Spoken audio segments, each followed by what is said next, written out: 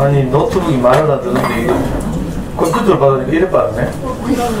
USB 담아와서 옮기니까.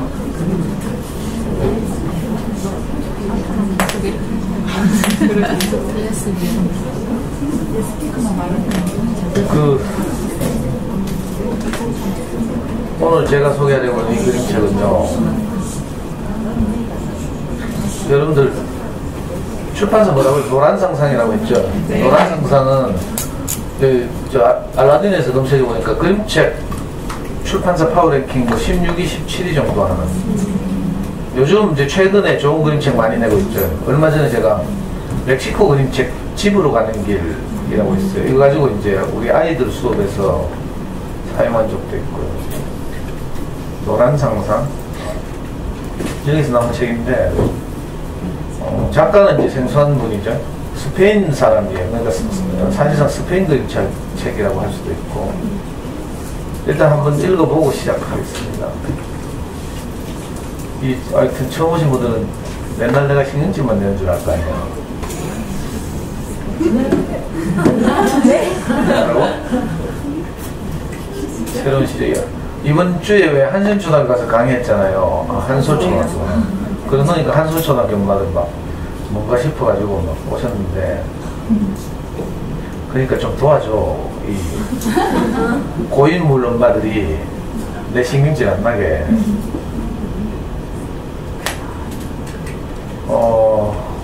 이 그림책은 특히 그 그림이 아주 탁월하죠. 아주 사실적인 한 장면 한 장면이 회화 같은 수준 높은 이런 이제 그림이고요. 내용은 뭐 대사도 별로 없고 그래서 아주 함축적인데, 지난주에 왜 권재생 선생님의 그 똘배가 복음 달라라, 이건 이제 글밥도 많고 이랬죠. 근데 이거 반대로 몇 줄 없어요, 내용이. 그래서 우리가 여기서 이 그림을 중심으로 이제 잘 이렇게 주의 깊게 보면서 이 그림책이 하려고 하는 말을 우리가 잘 이제 건져내야 하는 거죠. 스페인 그림책인데 아마 그래서 스페인 내전을 배경으로 한 건지 이건 모르겠어요. 스페인에 대해서 많이 아시죠? 스페인은 그 오랫동안 국가 내에 그 민족 분열이 있잖아요. 서로 다른 민족이 이렇게 한 나라를 이루고 있다 보니까 전쟁 같죠, 전쟁. 지금도 그 스페인의 주류인 수도가 마드리드죠. 마드리드를 기반으로 한 축구팀이 있어. 유명한 레알 마드리드라고. 그 유명한, 여러분들 잘 아시는 호날두가 속해, 지금 이제 이탈리아로 옮겼지만 지난 시즌까지 호날두가 속해있던 팀이 레알 마드리드. 감독이 지단이었고요. 반대로 스페인의 동쪽에 가면 카탈루냐 지방이라고 있죠. 거기서는 늘 분리 독립을 위해서 싸우고 뭐 전쟁하고 이런 곳인데, 거기 그 카탈루냐 지방을 기반으로 한 유명한 축구팀이 있어요. 메시가 있는 팀. 바르셀로나 FC라고. 그래서 축구하면 전쟁이라니까, 전쟁. 그래서 내전도 자주 일어나고 막 이런 곳이에요. 지금도 막 분리 독립을 위한 투표하면 스페인 군대가 막 동원돼가지고 진압하고 막 이런 식입니다.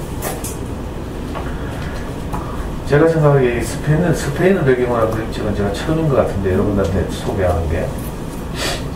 한번 읽어보겠습니다. 마침내 전쟁이 끝났어. 하지만 우리가 돌아갈 집은 없었어. 그래도 슬퍼하지 말자.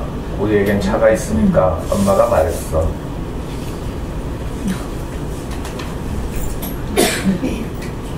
그때부터 우리는 길에서 자동차에서 살게 되었어.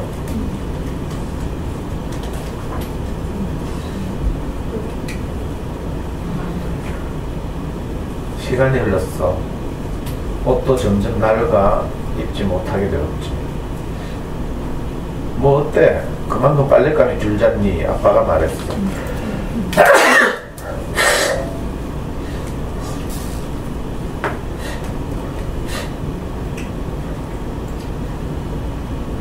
우리는 옷을 입은 채로 강에 들어갔어.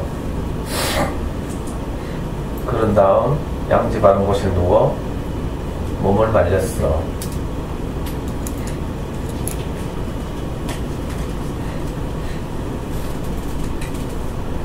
전기도 없이 캄캄한 밤. 이 그림에 나오는 불빛은 우리 집 형광등 불빛이에요. 제가 그림책 펴놓고 사진 찍다 보니까 빛이 들어가지고.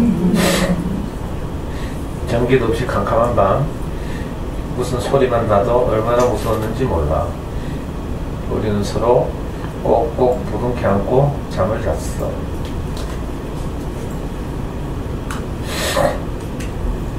슬픈 하루하루였어.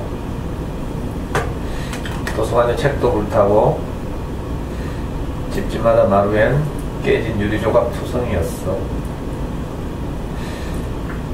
어느샌가 우리는 유리와 잿더미 사이를 걸어다니는데 익숙해졌어.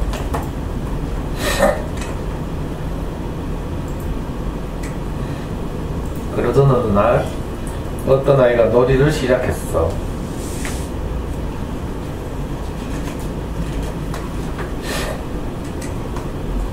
다음 날엔 어떤 아이가 웃음을 터뜨렸어.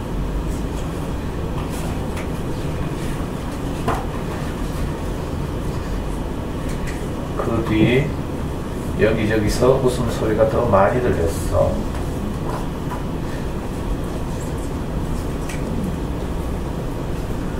하루는 어떤 요리사 아저씨가 다 부서진 의자에 앉아 맛있는 요리 이야기를 들려주기 시작했어. 우리는 그 이야기를 들으며 배고픈 것을 잊었어. 적어도 그 순간만큼은 말이야.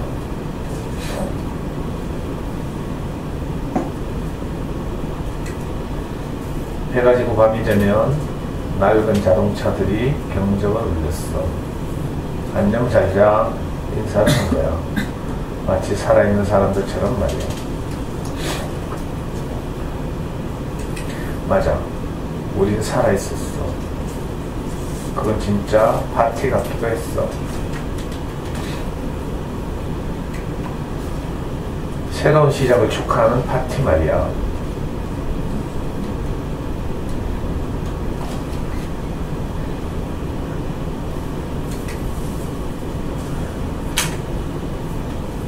미움이 있는 곳에 사랑을, 모욕이 있는 곳에 용서를, 다툼이 있는 곳에 화합을, 의심이 있는 곳에 믿음을 심게 하소서. 절망이 있는 곳에 희망을, 어둠이 있는 곳에 빛을, 슬픔이 있는 곳에 기쁨을 심게 하소서.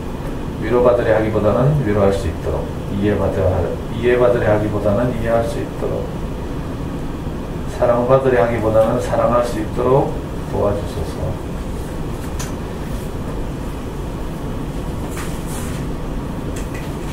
이건 책의 뒷표지예요. 맞아, 우린 살아있었어. 그건 진짜 파티 같기도 했어. 너무 간단하죠?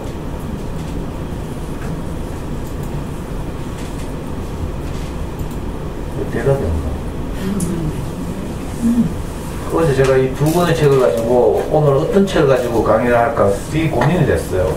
한 권은 시드북이라는 출판사에서 나온 선생님 기억하세요? 이런 책이고, 이 책도 참 좋은 책인데, 그리고 새로운 시작. 이 두 권하고 모기님하고 계속 고민하다가 결정이 안 되더라고요. 제가 두 권 다 우리 집에 들고 왔어요.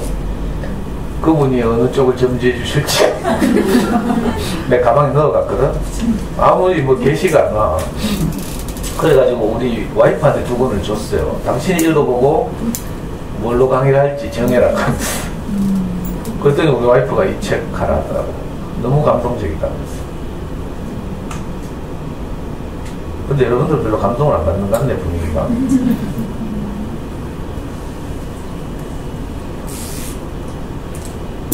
이건 USB 담아올 수도 없는데 왜 안 되노? 일단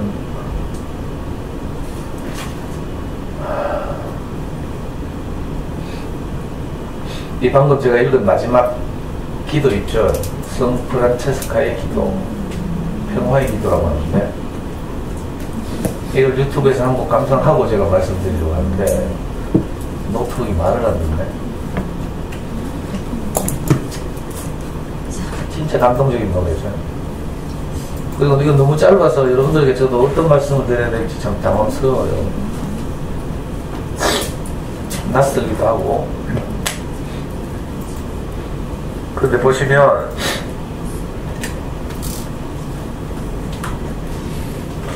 제가 여러분들에게 소개하는 책, 그림책들이 다 그런 주제를 담고 있죠. 지난주에 그 시궁창에 버려진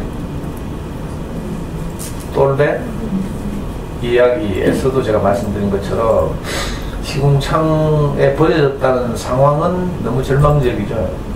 불행하기도 하고 속상하기도 하고 이런데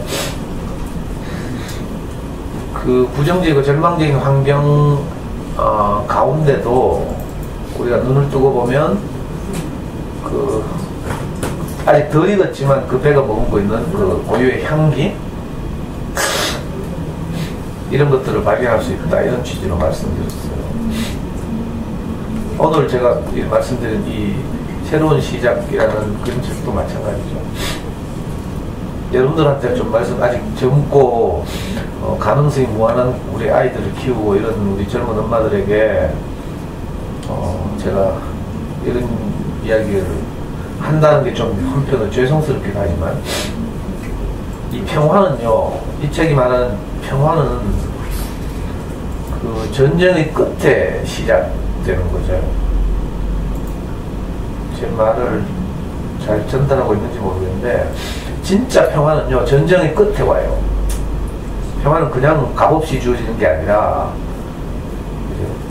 그 앞에서 보시다시피 모든 것이 폐허가 된 후에 찾아온 평화가 너무 소중하게 느껴지는 거거든요. 이걸 이제 우리 엄마들이 아이를 키우는 과정에서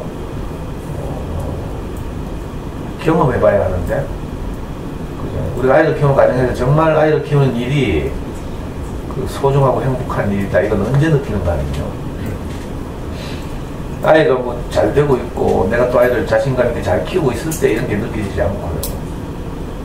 오히려 내가 원치 않는 일이 우리 아이에게 찾아왔을 때, 내가 감당할 수 없어서 그 우리 아이를 잘 돕고 싶은데 내 힘으로는 잘 안 될 때, 이럴 때 내게 다른 마음이 간절하게 생기는 거예요. 이게 역설이죠, 역설. 인생은 항상 역설이에요. 지난주에 플라톤 이야기 잠깐 했죠. 플라톤은 세계를 항상 이데아계와 현상계 이렇게 둘로 나눠봤어요. 이데아계는 뭔가 실제의 세계, 그리고 현상계는 우리 눈으로 인식하는 세계, 이런 뜻이죠. 우리가 아이를 키우다 보면 일어나는 일에만 주목하잖아요. 이게 이제 플라톤식으로 말하면 현상계예요. 예를 들면 우리 아이가 공부를 좀 어려워한다든지 학교를 가는 것을 굉장히 힘들어한다든지 친구 관계가 잘 안 된다든지 이런 건 현상적인 거죠. 근데 신기하게도 그 현상적인 일 너머에 보면 전혀 다른 새로운 시작이 거기에 잉태되고 있다니까. 그래서 참 감사한 일이죠. 지금 별 문제 없이 그 자녀를 양육하는 일을 잘하고 계신 분들은 뭐 축하할 일이고 감사할 일이고 그렇게 하면 되고요. 저는 오히려 혹시 여기 오신 분들 중에 단 한 분이라도 저처럼 그 길이 막혀서 또 나이가 내가 원하는 대로 잘 안 돼서 힘들어하고 절망하시는 분들이 있다면 저는 이런 분들에게 이제 제 강의를 하는 거거든요, 사실은. 혹시라도 또 지금 그런 일이 없을지라도 앞으로 아이를 키우다 보면 그런 일이 있을 수도 있고요. 없으면 좋겠지만 인생이라는 게 이건 내 원대로 안 되거든요. 그래서 원치 않는 일이 우리 아이들 앞에 일어나고 이러니까 그럴 때 정말 우리가 힘들어 하잖아요. 절망하고 좌절하고. 저는 이런 엄마들 많이 봤는데 이런 분들에게 이제 제가 이야기하고 싶은 거죠. 오히려 그 아이들에게 일어난 또는 내 인생에서 일어난 그런 그 전쟁 같은 절망, 폐허 같은 상황, 이런 것이 현상적인 것이지만, 현상적으로는 그런 게 있지만, 그러나 그 너머에 보면 숨어있는 다른 가능성, 새로운 시작이 있다. 이걸 이제 말하고 싶은 거예요. 저도 아이를 키우는 과정에 늘 이런 일이 있었거든요.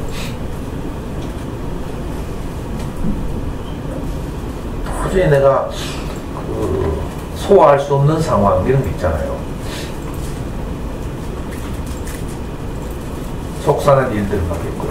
아이가 관계도 잘하고 이러면 참 좋잖아요. 근데 이런 게 잘 안 될 때가 있거든. 저도 아이를 키우면서 우리는 공부를 좀 한 편이라서 여러분들한테 공부 이야기만 하니까 니는 뭐 걱정도 없이 잘 키우겠다 이렇게 생각하죠. 전혀 그렇지 않고요. 많은 일들이 있었죠.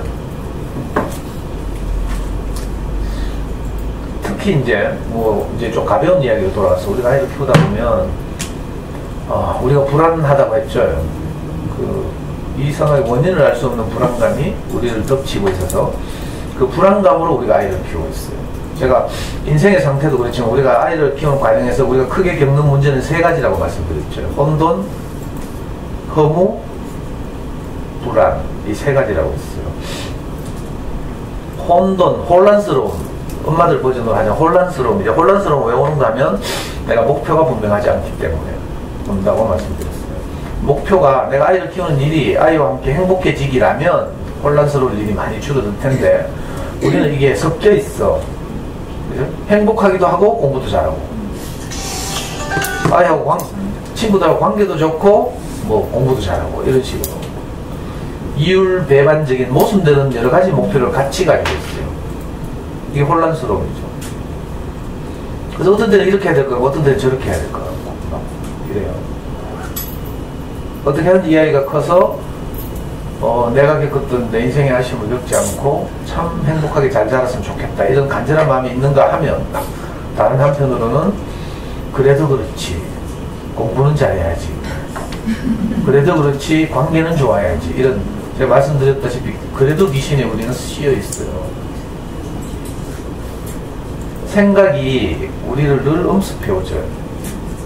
그래서 이것과 늘 싸우면서 이렇게 아이를 키워야 하다 보니까 헷갈려. 그죠? 그래서 늘 선택의 기로에 서고 아주 손쉽게 말하면 우리 여러분들 왜 아이들 유치원 하나 선택할 때도 정말 혼란스러웠죠. 몬테소리를 보내야 될지 통합유치원을 보내야 될지 아니면 숲속 유치원을 보내야 될지 칼비테를 읽으면 숲속 유치원 보내야 될 것 같아. 칼비테 알아요? 독일의 유명한 그 영재교육 전문가죠.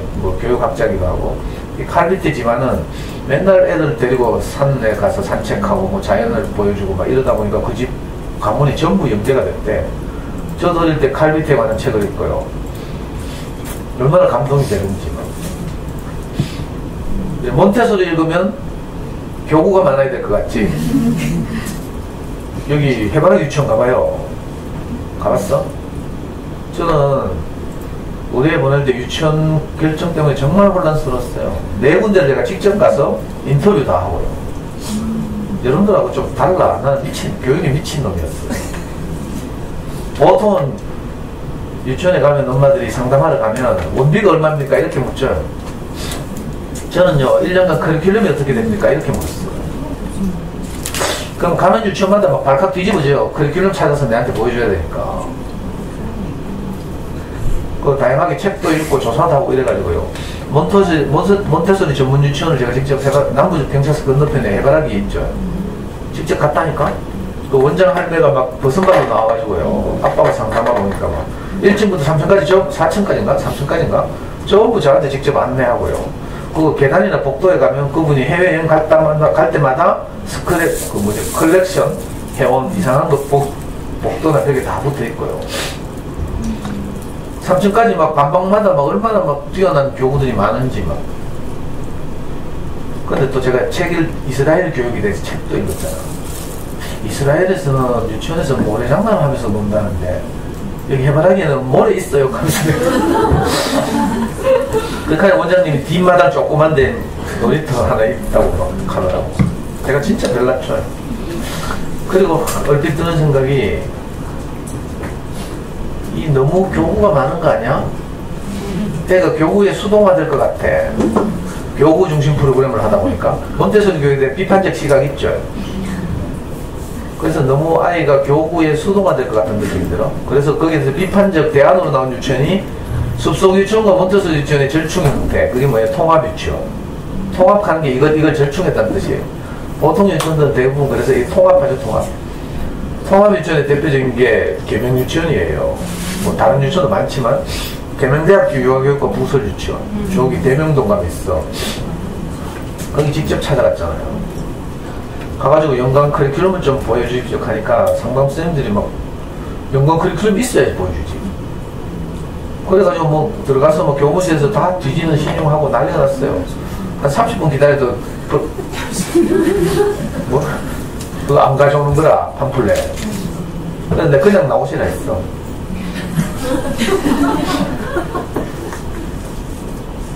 그래가지고 또 체험학습 어떻게 합니까? 하니까 뭐 한 달에 한 번씩 뭐 체험학습 갑니다 하고, 저는 또 어떤 책을 읽어가지고 그 칼비트 읽어가지고 체험학습인 게 중요하다고 이제 알게 됐죠. 아이고, 그래서 선생님도 정말 괴롭혔어요. 곤혹스럽게 하고. 또 어떤 책을 읽으니까 아이가 아직 어리고 6살, 뭐 5살, 7살 이런데 통학거리가 너무 길면 안 되는데, 그것도 맞는 말이잖아. 어떤 유명한 유치원들은 너무 유명하다 보니까 막 차가 빙빙빙 돌아서 뭐 한차, 예를 들면 저 뭐야, 우리 코코 수근이 나온 유치원 이름 뭐지? 어? 백합어린이집 예를 들면 이런 거.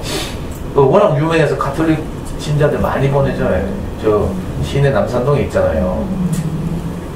그 뭐지? 성모당 있는데. 근데 막 버스 타고 빙빙빙 돌아야 되거든. 근데 전문가들이 애가 아직 어리고 이래서 너무 많이 통학거리가 길고 하면 피곤해서 안 되는데. 그래가 또 동네 유치원 가죠. 동네 유치원. 우리 동네 시장통에 조그만 유치원 하나 있어. 그거 가가지고 또 선생님도 괴롭히고요. 그거는 앞에 갔던데 두 군데 비해서 너무 없어 보이잖아. 거리가 짧긴 한데 시장통에 있고 너무 없어 보여서 차마 못 보내겠고요. 그래가지고 제가 마지막으로 할 수 없이 이제 우리 목사님 찾아, 제 인생의 스승을 찾아가 상담을 했잖아요. 목사님, 유치원을 보냈는데 어디 보낼까요? 그때는 우리 목사님 저한테 하신 말씀이, 어릴 때부터 아이가 성경 말씀을 한 구절이라도 더 많이 들으면 좋나 하면서, 목사님 자기 아들이 나온 유치원 보내라 하더라고요. 그 유치원이 어딘가 하면요, 여기 지금 없어졌어. 그 당시 이제 옛날 그 뭐야, 몇 년 전에 유명한 세모 그 유명한 시끄러웠던 구원파 교회 있죠. 앞산 중앙교회라고 대구 구원파에 본산이 있어요. 여기 앞산에 있죠. 앞산에 저 골프장인데, 거기 이제 거기서 운영하는 부설 유치원이 있어요. 상록수 유치원이라고 이름 좋죠. 근데 그거 찾아갔잖아. 찾아갔더니 원장 선생님이 할머니인데, 거기도 내보고 막 아빠가 왔다고 귀하다고 청일점이라 하면서 막 커피도 대접하고 막 이러면서 자기 그 교회 목사 유병헌 씨의 설교 테이블 막 비디오를 보여주면서 내보고 자기 교회 오라고 했죠. 근데 시간만 많았으면 내가 전도를 했을 텐데 내가 시간이 없어가지고,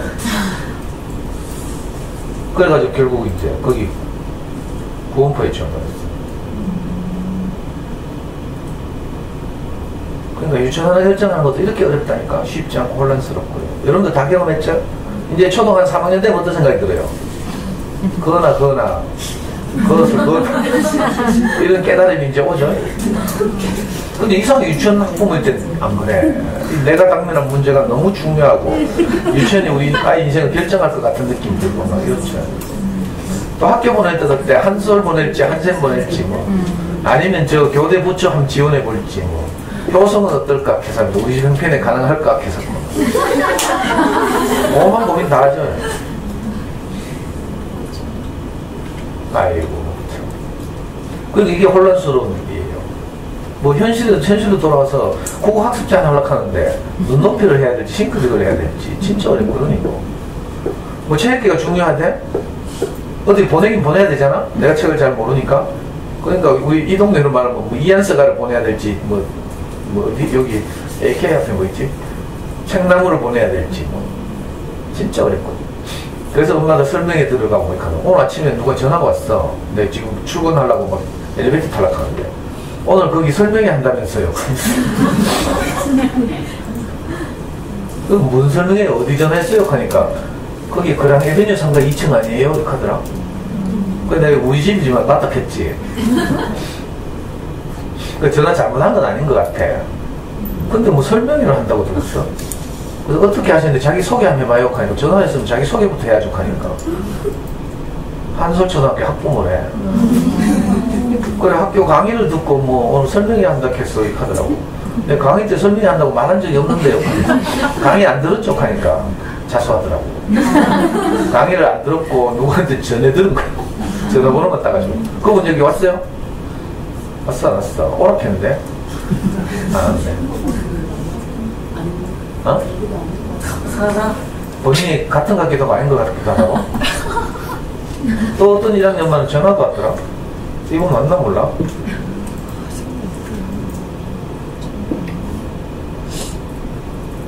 선생님 안녕하세요. 한서초 1학년 엄마입니다.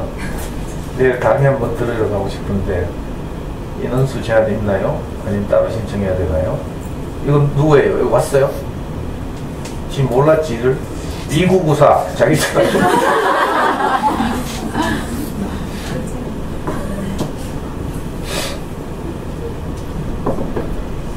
그래요. 결정하는 게 힘드니까 뭐 설명에 쫓아가고 막 이러죠. 쫓아다니면 뭐예요? 불안감만 증폭될 거야. 이게 이제 혼란스러워. 우리가 아이를 키우는 과정에서 오는 혼란스러움. 이런 것들은 늘 와요. 영어를 해야 되는데 학습지를 하나 하고 싶은데 뭘 해야 될지, 뭐 튼튼을 해야 될지, 윤선생을 해야 될지 미친다니까 이거. 광고 보면 서로 막 그럴 듯 하고 막. 그래가 또 안 되면 동네 언니들한테 물어보잖아. 그럼 동네 언니들 또 그런 거 하지 말고 대기 타는, 그래. 대기 오래 밀려있는 유명한 어디가 있단다 하면서 그 얼마나 빡세게 시키는지 몰라. 이런 데 보내.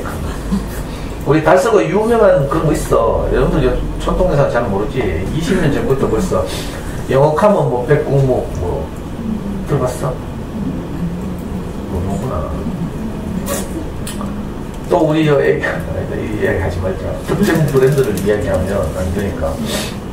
이게 혼란스러워요. 아이를 키우는 과정에 늘 결정장애 오죠. 결정장애. 어떻게 해야 될지 모르고 뭐 하나 선택해놓으면 또 후회가 되고 하다 좀 몇 달 해보고 잘 알겠다 싶으면 또 확 끊어보고 또 옮겨보고 오만 쇼를 하잖아. 이게 혼란스러워. 혼돈 이거예요. 왜 이런 혼란스러운 건 목표가 분명하지 않았을까요? 자, 우리가 아이를 키우는 가장 중요한 목표가 뭐라고요? 아이를 키우는 것이 우리 인생을 복되게 하니까 아이와 함께 행복해지는 것, 이게 인생의 목표예요. 자녀교육 목표인데 이게 분명하지 않으면 이제 그렇다고 근데 공부시키지 말라는 이야기 아니에요. 행복이 목표가 되면 공부를 시키는 것도 굉장히 쉬워요. 딱 해보고 아 이게 행복을 깼다 싶으면 스톱하면 돼. 그죠? 근데 목표가 분명하지 않으니까 애가 죽어가는데도 애가 시들시들해지죠. 제가 한솔초에서 강의하면서 말했죠. 우리가 일상을 살면서 아이한테 하는 말은 딱 6마디밖에 없다.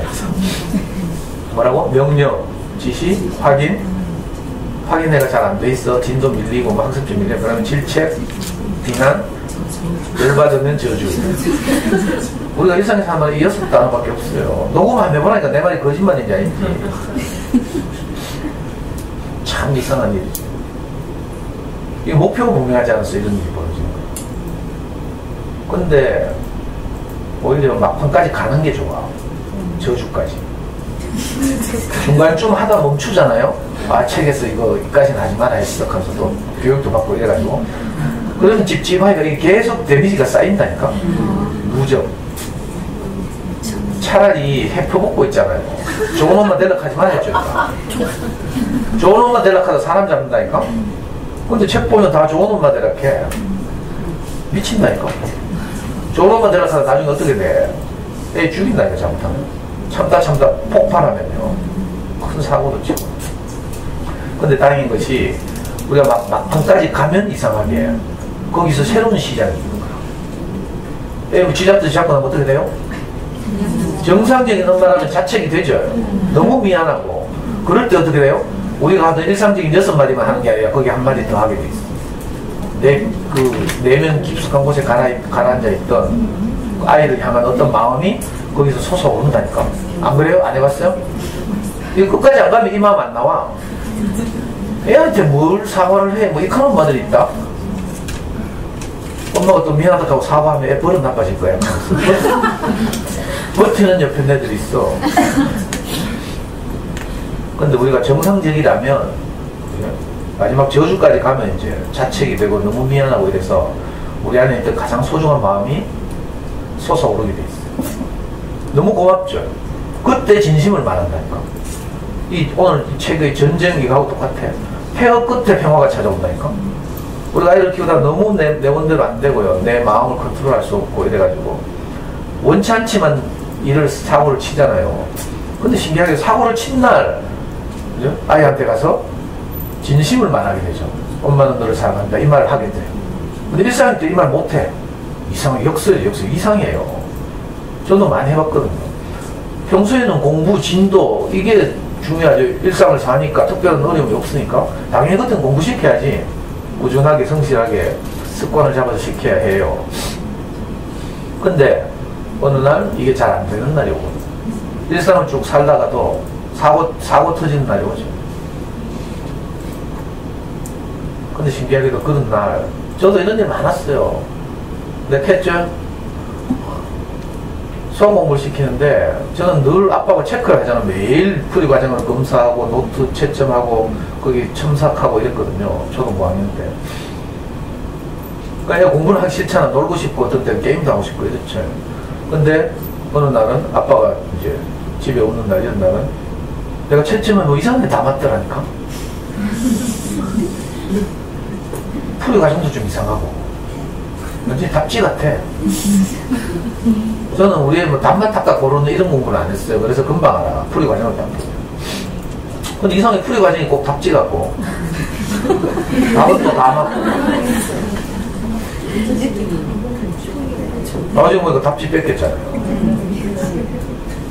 그래서 제가 강의 때 옛날에 10여 년 전부터 이야기했어요. 여러분들 아이들은 반드시 답지 뺏기는 날이 온다. 우리 애 같은 범생도 우리 애는 진짜 엄친아예요. 장수원 안에서도 그랬죠.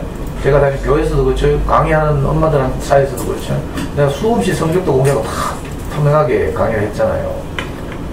그러니까 진짜 소문난 엄친아 중에 하나인데 답지를 뺏겼다니까. 근데 여기 엄마들은 지금 이렇게 생각할 거야. 우리 애는 안 뺏길 거야. 좀 있으면 그런 날이 와. 그때 이제 내 생각이 나면 이거 복 있는 거죠. 이런 말들 몇 번 봤어요. 어느 날 답지를 뺏긴 날이 왔어. 보통 같으면 막 무슨 쇠파이프 들고 패야 되는데 쇠파이프 무슨 부식개이 들고 옛날에 패고 막 이랬잖아. 근데 이상하게 그날 옛날에 오래전에 제가 했던 말이 생각나는 말이 있어. 그러면 명영이도 뺏겼다는데 그 유명한 애도 뺏겼다는데 우리 애가 뺏긴 건 당연하지. 이렇게 생각하면 넘어갈 수 있죠. 그래서 강의를 들어두는 거라 미리 예방주사 맞듯이 있잖아요. 지금 우리에게 그런 일이 없더라도 나중에 그 생각이 나면 정말 복된 일이죠. 그래서 저도 열받아가지고 뚜껑 날아가면 막 뒤지도록 패잖아요. 다행히 우리 애는 지금 저하고는 관계가 너무 좋아서 정말 큰 다행인데 만약에 제가 우리 아이 초등 때처럼 그렇게 가르쳤으면 아이는 가출했거나 자살했거나 둘 중에 하나. 근데 다행히 그런 일이 생길 때마다 저도 이제 아이 앞에 가서 밀고 이상하게 그날이 오면 내게서 막 진심이 솟아나왔어. 사실은 아빠는 학교를 못 다녀가지고 네가 이렇게 꾸준하고 성실하게 공부를 해서 이렇게 좋은 성실을 보이는 것만 해도 너무 자랑스럽다. 근데 사실 네가 잘못한 게 아니고 아빠가 불안해서 그렇다. 아빠가 지금 목사님 말씀 열심히 들으면서 인간 돼가고 있으니까 조금만 기다려줘 우리 아들 사랑해 하고 그렇게 하면 우리 애가 또 넘어가죠. 용서해줘요. 애들은 속는 줄 알지만 또 봐준다니까. 여러분들 아이들이 엄마들이 지금 거짓말하는 거 다 알아. 아니 그 당시에는 진심이지만 내일 아침에 또 깨울 때 되면 고함 지르고 뻔하고 그걸 다 알면서도 우리 아이들이 넘어가주죠. 정말 고마운 일이에요. 우리가 뚜껑 열리고 하는 건 불안 때문이죠. 제가 3가지 증세라고 했어요. 목표가 분명하지 않아서 오는 혼란스러움, 그 다음에 앞이 보이지 않아서 오는 불안감. 불안은 왜 한가 하면 내가 앞이 보이지 않아서 그래요. 우리 아이가 어떻게 자라서 어떻게 행복해질지 모르잖아. 그러니까 장님이 마치 코끼리 더듬듯이 그죠? 그 칠흑 같은 어둠을 우리가 더듬거리면서 헤치고 아이와 함께 나가야 하니까 얼마나 불안하겠어요. 제가 그래서 야간 운전 예를 많이 들었죠. 야간 운전 해보면요 주간에 낮에 운전할 때가 완전히 달라. 이 시야가 확보가 안 되니까 굉장히 불안하죠. 저는 특히 겁이 많아가지고 밤에 운전하기 진짜 두렵다니까. 특히 고속도로에서 밤에 운전하려고 합니다. 우리가 아이를 키우는데 이랑 똑같아요. 내가 앞이 보이지 않아서 빛이 없어서 그렇지. 왜 앞이 안 보여요? 빛이 없어서 그렇지. 밤에 해가 지니까 빛이 없죠. 빛이 없으면 앞이 안 보이는 거야. 내 시력이 나빠서가 아니에요. 이걸 자책하면서 내 시력이 나빠서 내가 아이를 어떻게 키워야 될지 몰랐어. 지식과 정보가 없어서 이렇게 생각하면 안 돼요. 그게 아니고요. 빛이 없어서 그래요. 시력이 아무리 좋아도요. 해적 보면 안 보여. 개기일식 가끔 하죠. 그럴 때 봐봐. 달빛도 없고 해봐야 완전히 캄캄하다니까. 그때 되면 장님이나 뭐 눈 뜬 사람이나 시력 2.0이나 똑같아. 안 보여. 우리는 각자 뭐 저녁에 관한 지식과 정보가 사람마다 조금씩 차이가 있고 다 있죠. 고학년 언니들은 조금 더 많을 수도 있고 저학년 엄마들은 더 없을 수도 있는데 똑같아요. 왜 빛이 없으니까 앞이 안 보인다니까. 그래서 제가 학교 강의하러 가면 고학년 언니들 조심하라고 말씀드리죠. 지난 내나 똑같이 안 보여 앞이. 그래서 불안해서 뭐 이렇게 저렇게 더 눕는데 초등 1학년 엄마들은 5학년 엄마 볼 때 막 신처럼 보일 거라. 모르는 게 없는 것 같고 전능자처럼 보이죠. 전능자. 아파트마다 특히 또 보면 애 외고 보낸 엄마 공부방 하잖아. 가면 그거 막 줄 서서 보내고 막 여기도 있대. 여기 힐스테이트. 그 동네 아파트마다 꼭 외고나 과고 보낸 엄마도 한 명씩 앉아있다.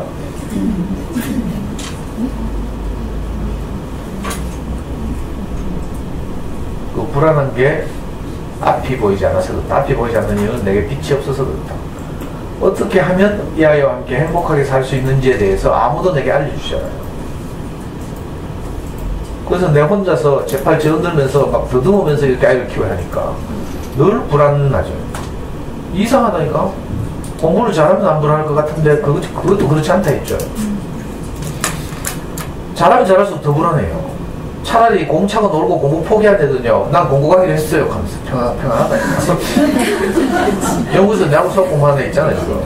얘는 뭐 얼마나 평안한지. 저는 공부 가기로 결정했어요. 하면서.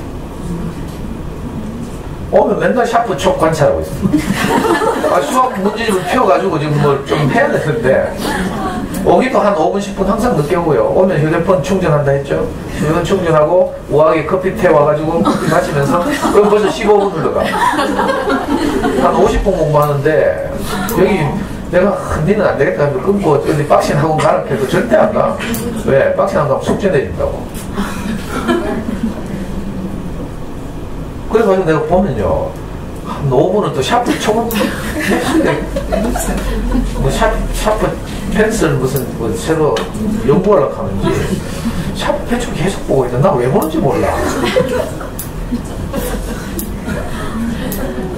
문제를 봐도 이 해법이 안 떠오르니까 샤프 펜 보고 있는 거야. 내한테 물으러 오면 되냐? 물으러 또 안 와. 그러다 좀 있으면 자고 있어.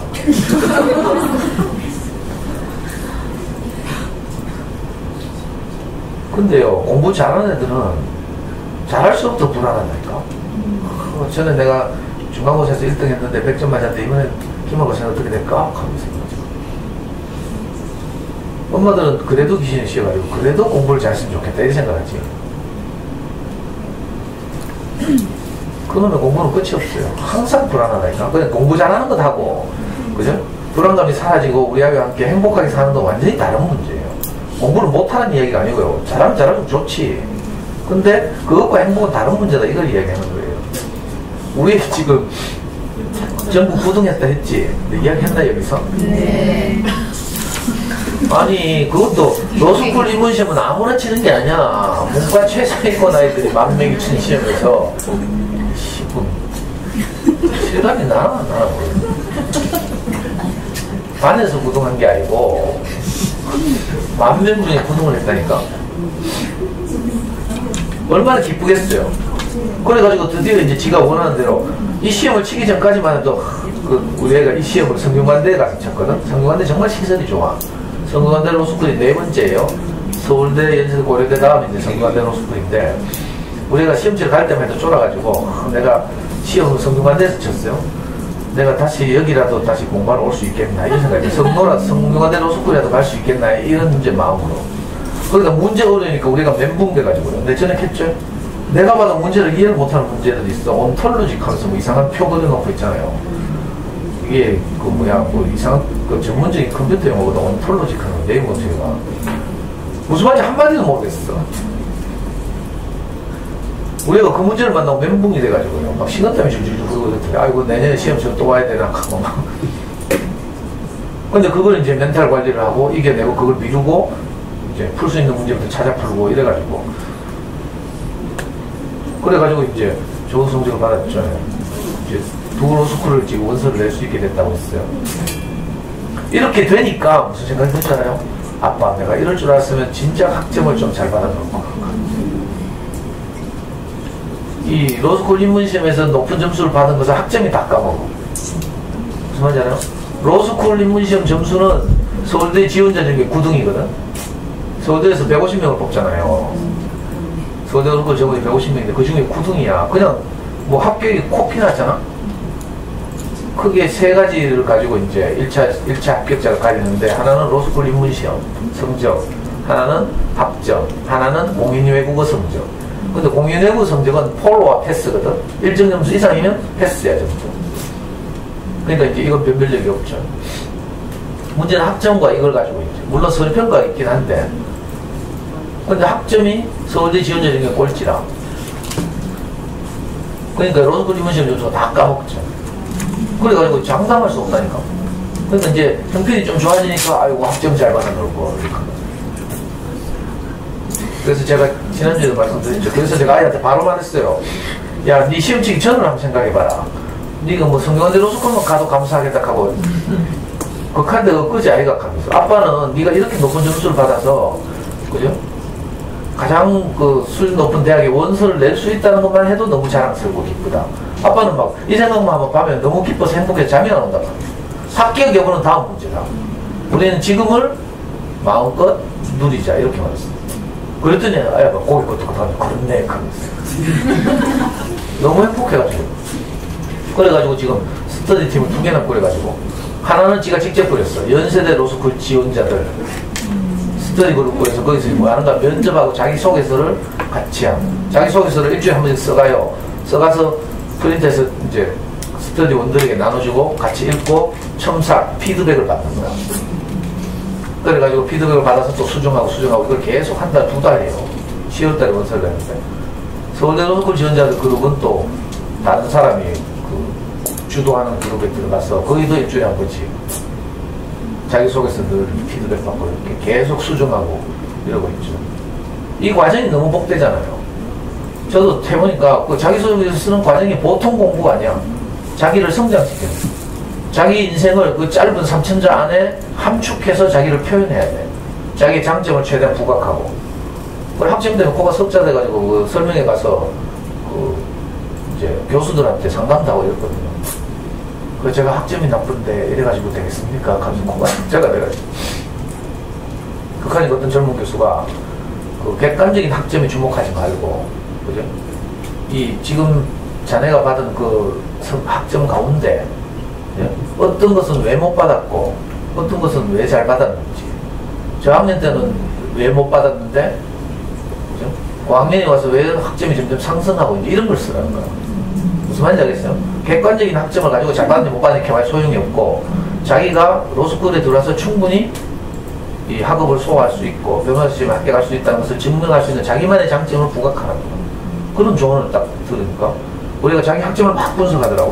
그래서 1학년 때 목표가 없을 때 대충 해가지고 학점 개판이었거든. 근데 지가 관심 있는 분야에는 놀랍도록 집중해가지고 아주 높은 성취를 보였어요. 그래서 학점을 막 저보고 갑자기 어느 날 아빠 엑셀 보여줘 하면서 뭐 임마 이거는 지가 28이고 내보다 훨씬 똑똑하잖아. 근데 꼭 어려운 건 내한테 시킨다.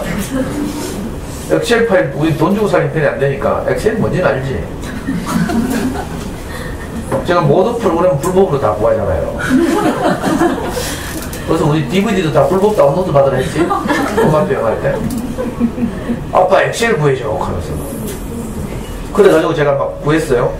근데 우리 애한테 이메일로 보내려고 하니까 덩치가 너무 커. 엑셀은 따로 안 있고 묶어져 있거든요. 마이크로소프트 오피스라고 엑셀, 파워포인트, 뭐 워드 뭐 이런 거 다 묶여 있어. 그래서 이게 너무 커서 메일이 첨부가 안 되는 거야.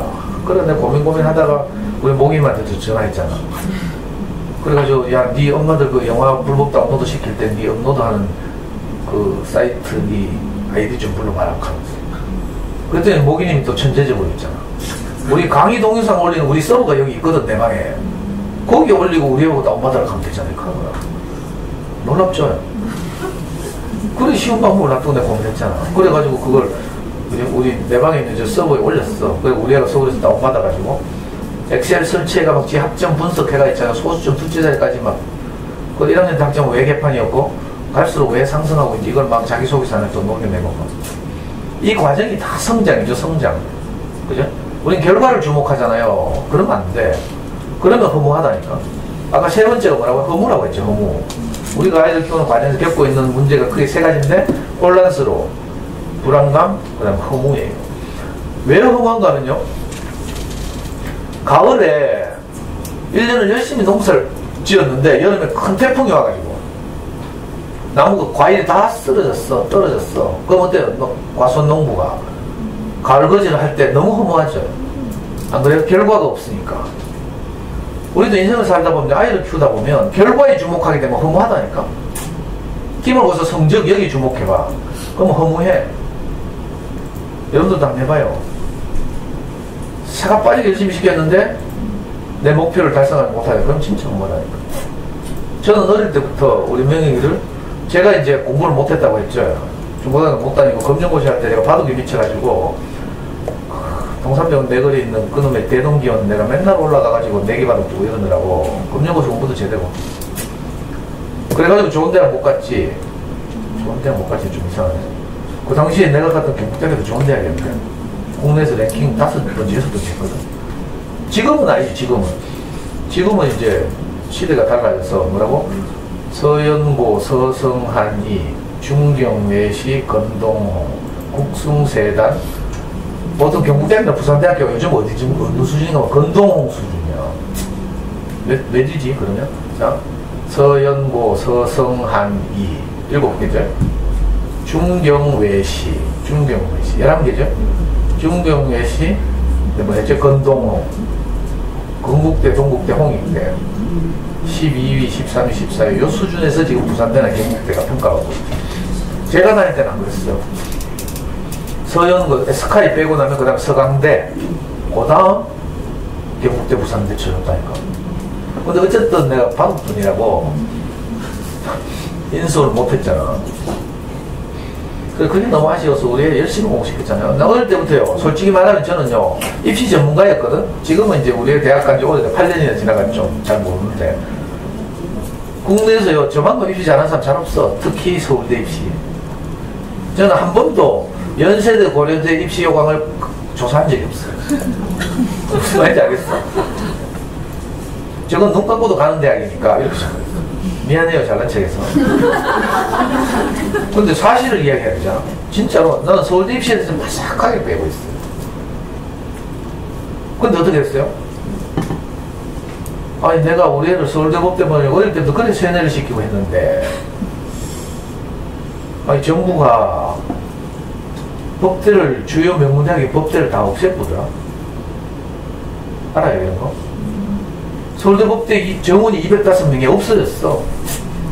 서울대 법대 205명 정원만 있다면 서울대 법대 205명, 경영대, 사회과학대, 갈만한 요 세 대학의 정원이 한 500명 되거든요.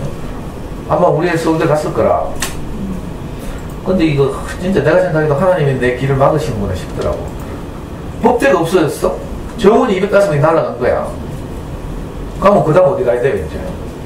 공부 잘하는데 제일 좋은 대학 가고 싶잖아. 그럼 서울대 경영대를 가야 돼. 경대 정원이 140명인가 이래요. 120명인가 140명인데 정시 수능으로 뽑는 게 52명이라고 했죠. 52명밖에 안 뽑아. 나머지는 수시로 뽑고. 우리는 내신은 완전히 반말을 먹는다고 했죠. 성실하지 않아가지고. 아, 그것도 특목고 다닌 것도 아니고 영남고 다녔는데 내신이 4등급 뭐 이래. 미친놈이지 이거. 영어는요, 수능 치면 100점 맞잖아. 만점 맞는데 학교 시험 치면 4등급이라니까. 9등급 가운데 4등급 중간밖에 못해. 거기서 이상한 문법 문제 내고 막 이렇게 하니까 우리 단어 아니거든. 어휘, 문법 뭐 이런 거 내니까. 이런 분들 지금은 다 은퇴했을 거야. 여러분들은 걱정 안 해도 돼. 그래, 내신 반말하고 그러니까 뭐 내신으로 가는 뭐 이런 전형으로 못 가고 수시로 못 가고 이제 우리는 수능으로만 오죽 가는데 근데 막상 수능 쳤잖아요. 너무 슬프더라고. 고3 때 수능을 쳤어. 0.2% 받았어. 기뻤게요, 아마 기뻤게요.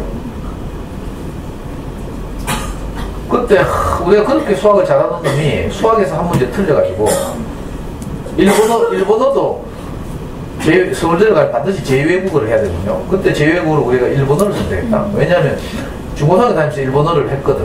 그래서 학교 시험에 일본어 늘 뭐 1등급 나오고 이랬는데 그래서 만만하게 뭐 일본어를 했다. 그래서 제가 느낌이 이상했어요. 일본어 하면 안 되는데 이 생각을 했어. 왜냐하면 일본어는 외고 일본어과 애들이 상층을 형성하고 있어서 위험하거든. 일반 인문계고등학교에서 아무리 똑똑해도. 그리고 또 공부 되게 못하는 것들이 일본 애니메이션 또 오타쿠들이 있어. 뭔지 알아? 게임 맨날 하면서 일본 애니메이션 뭐더라 유명한 원피스 이런 거 맨날 보는 놈들이 있다니까. 그 놈들 일본어 귀신이거든. 이런 애들이 서울대도 안 갈 것들이 꼭 외국어, 제2외국어 지원해가지고. 왜냐면 제2외국어 고사장이 수능 칠 때요. 제2외국어를 반드시 선택해야 돼. 서울대를 못 가도. 왠 줄 알아요? 제2외국어를 선택한 아이들은 고사장이 달라. 이거 중요한 팁인데. 왜냐면 서울대가 제2외국어를 필수로 선택하게 문과가, 서울대 문과를 지원하는 애들은. 다른 대학은 이런 거 요구하는 데가 없어요. 그러니까 제2외국어를 선택했다는 말은 공부 잘한다는 말이지. 적어도 서울대를 염두에 두고 있는 애들이 제2외국어를 주로 선택해요. 그러니까 이 수능고사에서 수능시험 원서를 팁인데 서울대를 안 가더라도 무조건 제2외국어를 선택하는 거야. 그러면 좋은 분위기의 고사장 가. 안 그러면 잘못하면 고사장에 추리닝 입고 슬리퍼 끌고 와가지고 한 삼수하는 형이 껍짝짝 씹으면서 네 답지 나한테 보내도록 하면서 혹시 그런 데 만나면요 시험 정상적으로 잘 못 쳐. 그래서 수능 때는 반드시 제2외국어를 선택하고 고사장 분위기가 좋은 고사장을 배정받아야 돼요. 그때 저는 이런 거 다 알았어요. 그리고 외국어 일본어로 하면 위험하다 알았어. 근데 내가 어떻게 생각해? 잠깐 방심했지. 야 그래도 명식이 우리 아들인데 일본어도 잘하겠지 이렇게 생각했다. 근데 일본어를 2개인가 틀렸는데 그만 3등급 받았잖아. 외국 애들 때문에. 그리고 일본 원피스 오타쿠 때문에. 그래가지고 0.2% 받았다. 0.2% 받으니까 기분이 어떤지 알아요? 아 이거 여러분들한테 이런 말 하면 너무 좀 그렇나? 너무 힘이 빠져가지고 우리 아들도 그렇고 저도 그렇고 0.2% 서울대 못 가거든. 문과 최상위권과를 가려면 내겠죠. 농업생명공학대 가려면 괜찮지만 공부 잘하는 놈들이 뭐 원예학과 가라 하겠어요? 그 최상위권 학과 가야 되는데 0.2%야. 서울대가 정시 모집해서 수능으로 2배수를 뽑아. 서울대 경대가 52명인데요 2배수 뽑으면 몇 등이야? 100등 정도 해야 2배수 안에 일단 들겠죠. 우리 0.2% 받으니까 그때 몇백 등 했더라? 생각도 안 나. 한 4, 500등 했어. 문과가 40만 명이나 치고요. 40만 명 1%는 4천 명이네. 그죠? 1% 4천 명 맞죠? 0.1%는 400명이네 400명. 그러니까 우리는 하여튼 천등 안에 들었는데 2배수 안에 못 드는 거라. 원서를 냈는데 떨어졌잖아요. 그것도 0.0 몇 점 차이로. 고3 때 서울대 2배수를 지원했는데 떨어졌어. 2배수 안에 일단 들어야 논술을 칠 수 있거든. 너무 슬펐어요.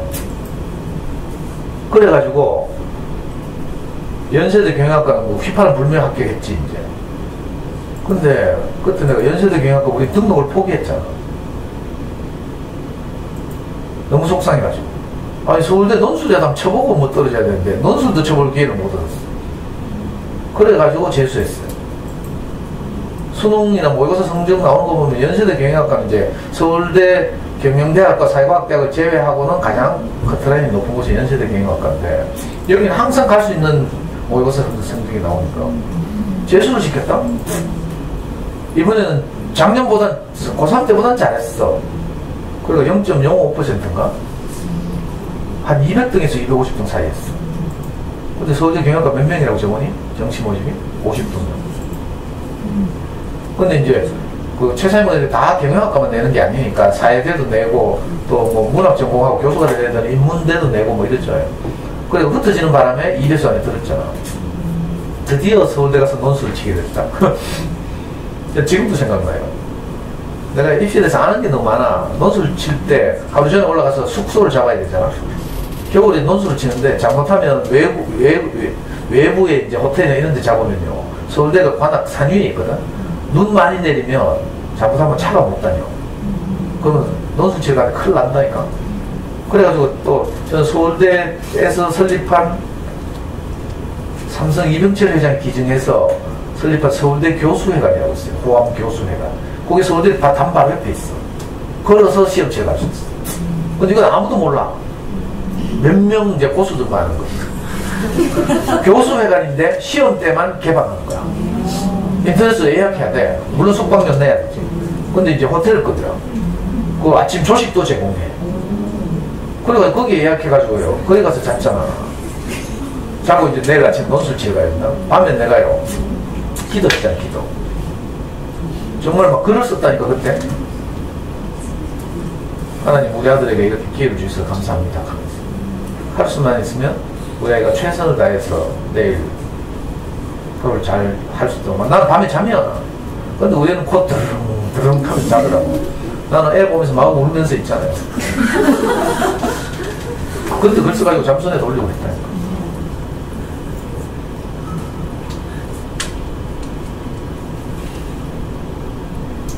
근데 떨어졌잖아. 기분이 어떻겠어? 내가 목표를 서울대를 두니까 떨어지고 나니까 사지 힘이 쫙 빠지고 있잖아. 컴퓨터 화면에 불합격 떴어. 애가 이제 컴퓨터 접속해가지고 합격을 확인하고 나는 문지방에 서서 애 합격 화면을 같이 보고 있거든. 불합격이 딱 떴어요. 잠시 몇 초 동안 정적이 흘렀어. 그래서 내가 너무 아쉬워가지고 있잖아. 한마디 했잖아. 그때 제가 처음으로 우리 재수할 때, 현역 때는 내가 안 그랬는데, 재수할 때 처음으로, 그래도 마지막으로 우리 애가 논술을 쳐야 되니까, 논술 학원에 한번 보내보자. 이 생각이 들었어. 그래서 서울에, 대치동에 가면 참 유명한 서울대 논술 전문 학원이 있어. 그래가지고요, 한 달 전 논술 치기, 이제 수능 치고 나서 바로 얼마, 20일인가 난 논술 치는데, 20일 동안 이제 논술 학원 간다고. 대치동에 오핏, 레지던스 얻어가지고요. 레지던스 돈 엄마한테 비싸거든. 내 강의 쭉 듣던 어떤 엄마가 명예비 아쉬우니까 논술하고 한번 보내보라고 500만원 주더라고. 그 돈 가지고 레지던스 얻어가지고요. 논술하고 등록했잖아. 내가 직접 올라가서 애하고 같이 유명한 논술학원 두세 군데 있는데 그 중에 한 군데 가서 강의도 직접 들고 논술학원 강사가 근데 누구 있는가 하면 서울대 사회학과 수석 졸업하고 미국에 가서 박사학위를 받고 막 귀국한 애야. 그때 30대 후반인데.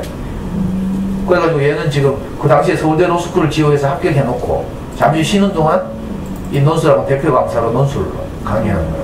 강의 딱 들어보니까 제 천재다 딱 그 느낌 들더라고. 우리 명예가 같이 들거든. 봐라, 자 천재적 하면서. 우리도 좋다 하네. 그래서 논술학원 등록했어요. 그 비싼 레지던스 얻어놓고. 근데 문제는 우리 애가 논술 학원을 안 가는 거라. 논술 학원에서 알게 된 전국에서 공부 잘하는 애들하고 팀 짜가지고 목동에 사는 김연아 갈라쇼 보러 가고 이 집안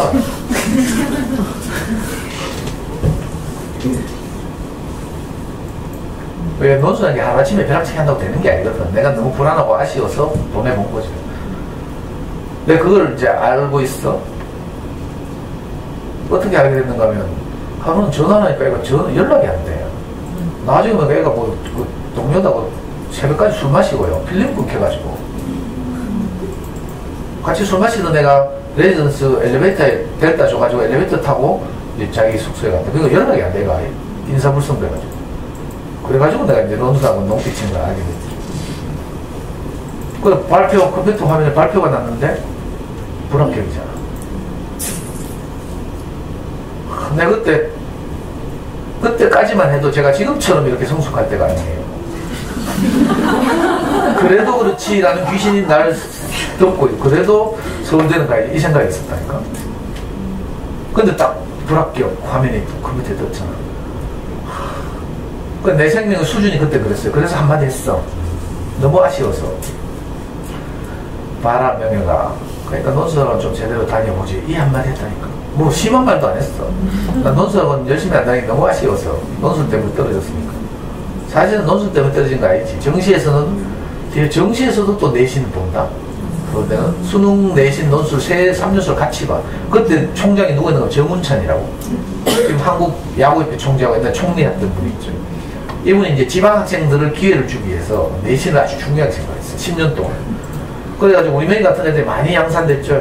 외고 출신들 특히. 대원외고, 명덕외고, 한영외고 출신들이 그때 대원외고 같은 게 우리나라 가장 똑똑한 애들이 450명이 한 학년인데 서울대를 6, 70명밖에 못 갔어. 다 어디 갔어요? 연세대 경영, 고려대 경영. 왜? 내신이 나빠가지고. 우리는 외고도 안 나오는데도 외고 내신 거더라고. 그때 내가 딱 한마디 했다? 그러게 논술하고 좀 제대로 다니지. 이렇게 한마디 했어. 그랬더니 바로 우리 애가 돌아온 말이 뭔지 알아요? 아빠가 내한테 해준 게 뭐냐. 내가 지 4살 때부터 어떻게 키웠는지 이런 걸 다 보고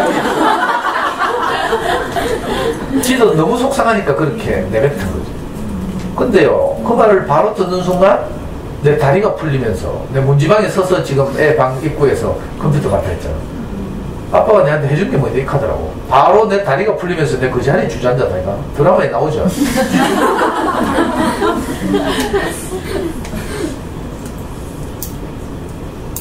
목표가 잘못되어 있잖아요. 그죠? 열매는 이미 수없이 추수했는데, 우리 아이를 키우는 과정에 저는 진짜 행복했거든요. 많은 열매를 추수하고 이랬는데. 전에도 강의했죠. 5학년 때 우리 애가 겨울에 아빠 운전한다고, 엄마 출근시키고 지 학교 보는데 운전한다고 지가 500원짜리 문방구에서 손난로를 하나 사서 선물했다니까, 저한테. 그때 내가 너무 행복해가지고 막 애 앞에서 통곡을 하면서 울었잖아.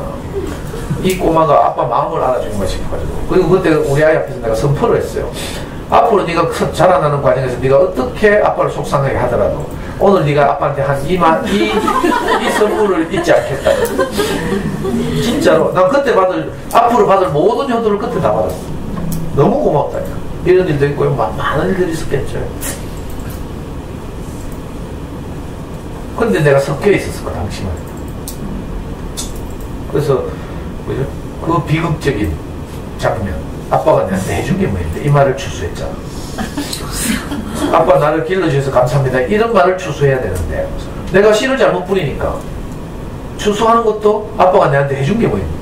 대한민국에 저 같은 아빠 없거든요. 내가 우리 아이를 키우는 과정에 했던 모든 일들을 잃어봤더니 다 말 안 해서 그렇지.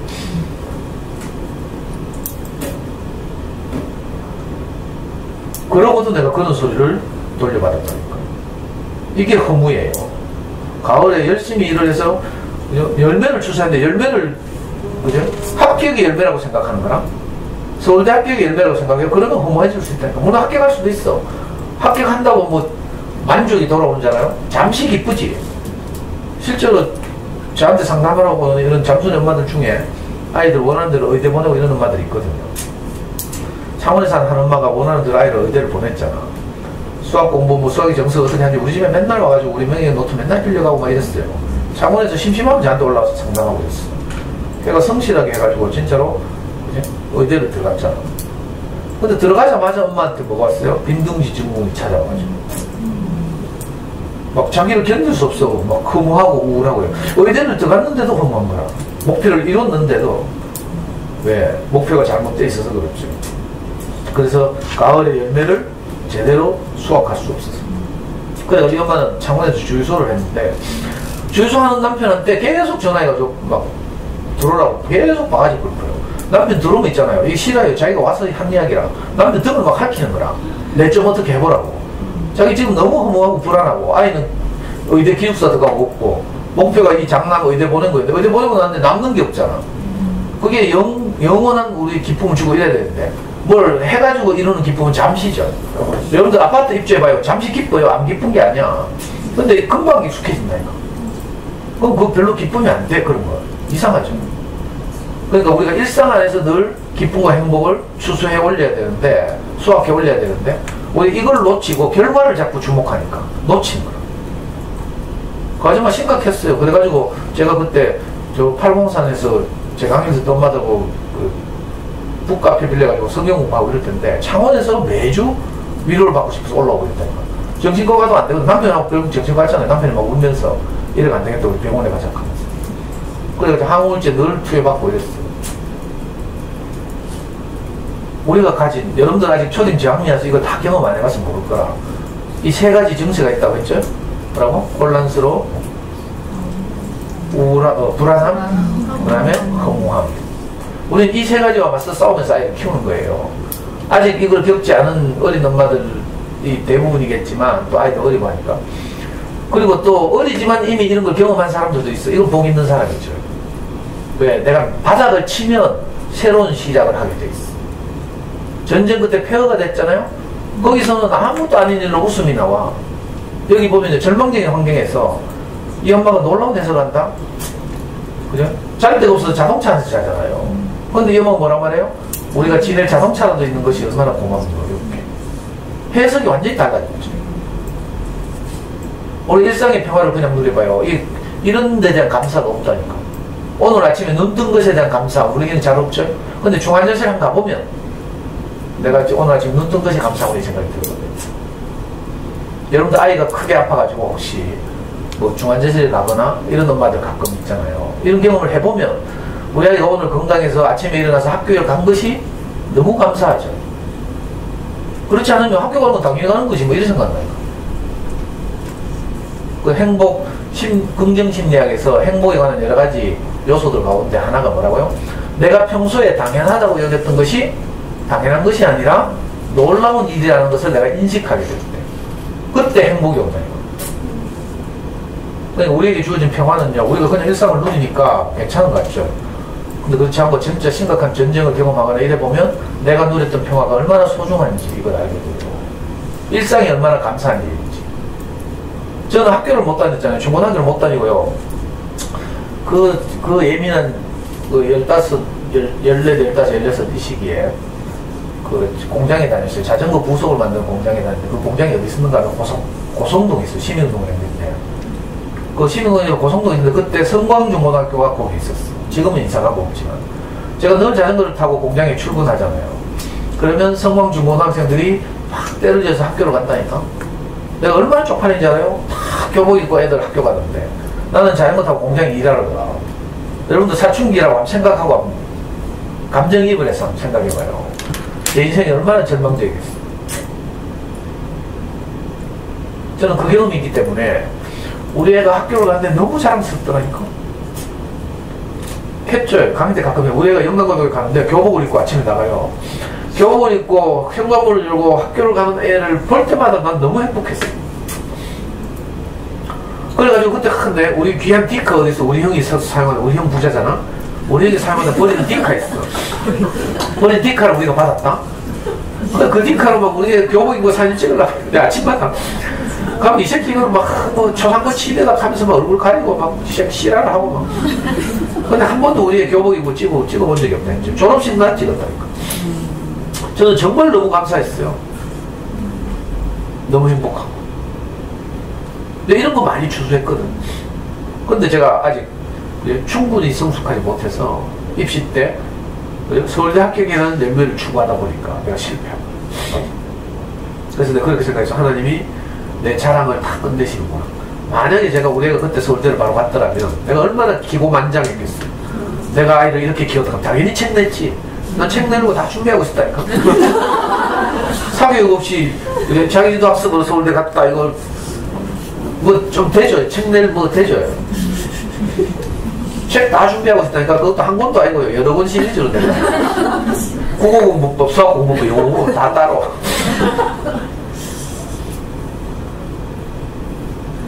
지나고 나서 보니까 하나님이 내 자랑을 끝내셨다 이 생각이 듭니다. 그래서 내가 우리의 연세대 교회과 갔다는 거 쪽팔려서 어디 가서 이야기를 못하잖아. 미안해요. 객관적으로 보면 연세대 교회가 진짜 카타락이 높아요. 그 카타락이 높을 때는 0.1%라야 가고요. 좀 빵꾸나고 이럴 때는 0.8% 이래야 가는 학교야. 근데 우리는 수능이 너무 잘 나오기 때문에 모의고사 처음 알잖아요. 연세대 경영과는 무조건 가기 때문에 제가 수시에 원서 한 번 내본 적이 없어. 서울대 떨어지고 나서 할 수 없이 연세대 경영과 2번 합격했잖아.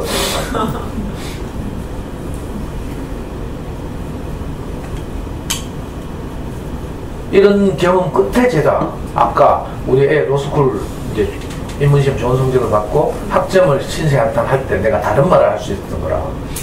아빠는 지금 네가 이렇게 높은 성적을 받아서 학점의 분리를 이겨내고 원서를 내고 지원을 할 수 있다는 것만 해도 너무 행복하다. 내가 이렇게 당당하게 말했어. 정말 감사한 일이죠. 맞는 말이잖아요. 떨어질 때 떨어질 값이라도. 그래서 내가 지금 마음껏 자랑하잖아. 구동했다. 떨어지고 나면 자랑도 못해. 어제 아래 서울대 로스쿨 입시 설명회가 열렸어요. 저는 합동 입시 설명회도 했고, 서울대 입시 설명회 갔는데, 서울대 교수들 부원장 2명이 나와가지고 설명을 하는데 극하더래요. 이제 로스쿨의 목숨은 뭔가 하면요, 변시 합격률이야. 변호사 시험에 합격하는 퍼센티지가 지금 서울대가 연세대에 밀려있어. 지금 로스쿨 제도가 10년 동안 도입했는데, 이때까지 서울대가 뭐 사법시험 이런 데서 원탑이잖아. 근데 변시 합격률에서 작년부터 연세대에 밀렸어요. 그래서 서울대는 지금 초비 관심사가, 물론 그래도 90 몇 %지, 특별히 뭐, 로스쿨 들어가서 정신과적 질환을 앓거나 이러지 않으면 거의 다 되거든. 90 몇 %가 된다는 말은 그런 뜻이에요. 그래도 연세대에 밀렸다니까 지금 속상해가지고. 서울대는 지금 변시 합격률을 높이는 입시 제도를 계속 도입하는 거야. 이번에 가가지고 입시 설명회를 하는데, 서울대에서 지난 몇 년 동안 유의미하게 조사를 해봤더니, 입학생들 또 변시 합격 여부를 조사해봤더니, 로스쿨 인문시험 성적과 변시 합격률 사이에 아주 의미 있는 관계가 있더라. 이런 연구 결과를 서울대 교수들이 이제 찾아낸 거라. 그래가지고 입시 설명에서 이걸 이야기했어. 그러니까 우리 애가 좋아가지고요. 자기는 이 시험 성적이 높잖아. 그래서 뭔가 서울대에서 뉘앙스를 그렇게 풍겼나 봐. 로스쿨 인문시험 성적이 높은 아이는 합격할 가능성이 없다고 이런 식으로. 그리고 우리 애 좋아가지고 막 카톡 왔더라고.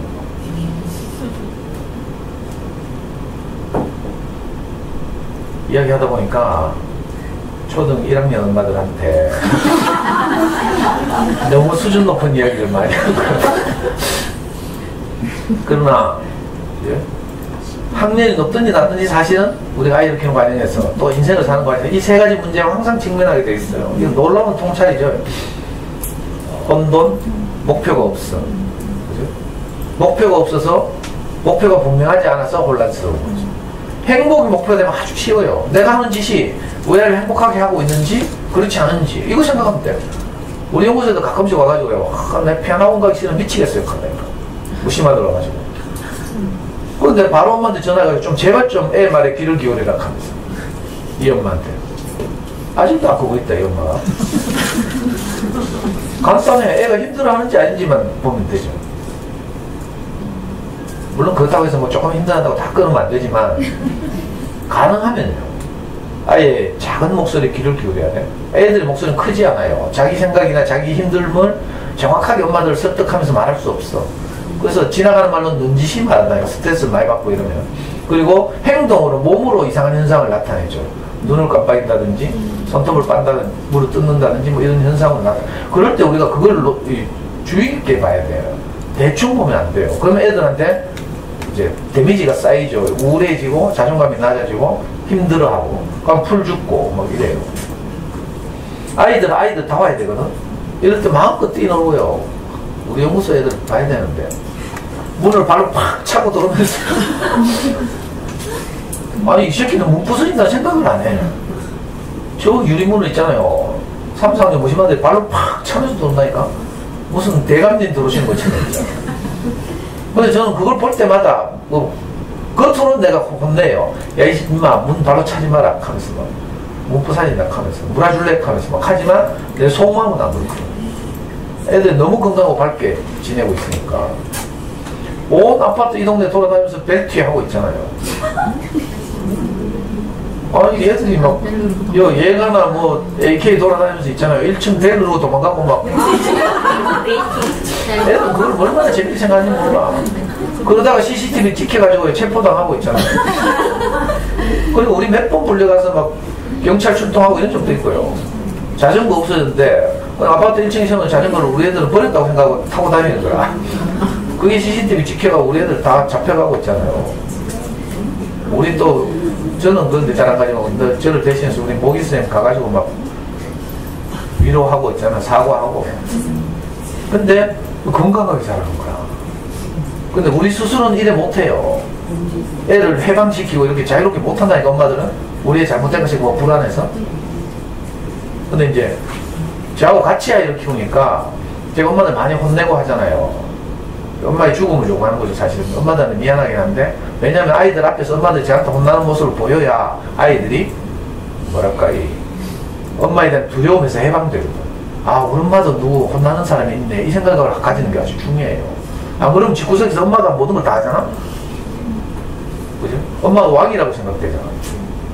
근데 이제 엄마도 어떤 선생님 강의도 듣고 어떤 선생님한테 혼도 나고 이런다는 거 알면 아이들이 굉장히 좋아한다니까. 그래서 엄마를 더 좋아해. 그리고 엄마 고사질 저한테 많이 하거든. 집에서 부린 행패. 그럼 내가 알았어. 하면서 엄마 혼낼게 하고. 그러면 애들 스트레스 해소되죠. 여러분들도 왜 받은 스트레스들 동네 언니들 만나가 술 한잔하면서 말하면 조금 가벼우시잖아요. 그거하고 좀 비슷해요. 근본적인 건 아니지만. 그러니까 우리가 아이들 키우는 과정에서 많은 어려움들이 일어나요. 이 전쟁 같은 폐허가 찾아올지도 모르고, 그거 없으면 다행이고, 혹시 올지도 모르지만 그게 절망은 아니다. 거기서 좌절할 필요 없다고요. 왜냐하면 새롭게 시작할 수 있어요. 저는 감사한 게 애들한테도 정말 절망을 맛본 엄마들이 저를 찾아온다. 그리고 찾아온 엄마들이 저하고 이웃이 되잖아요. 나 애들한테 너무 고맙다니까.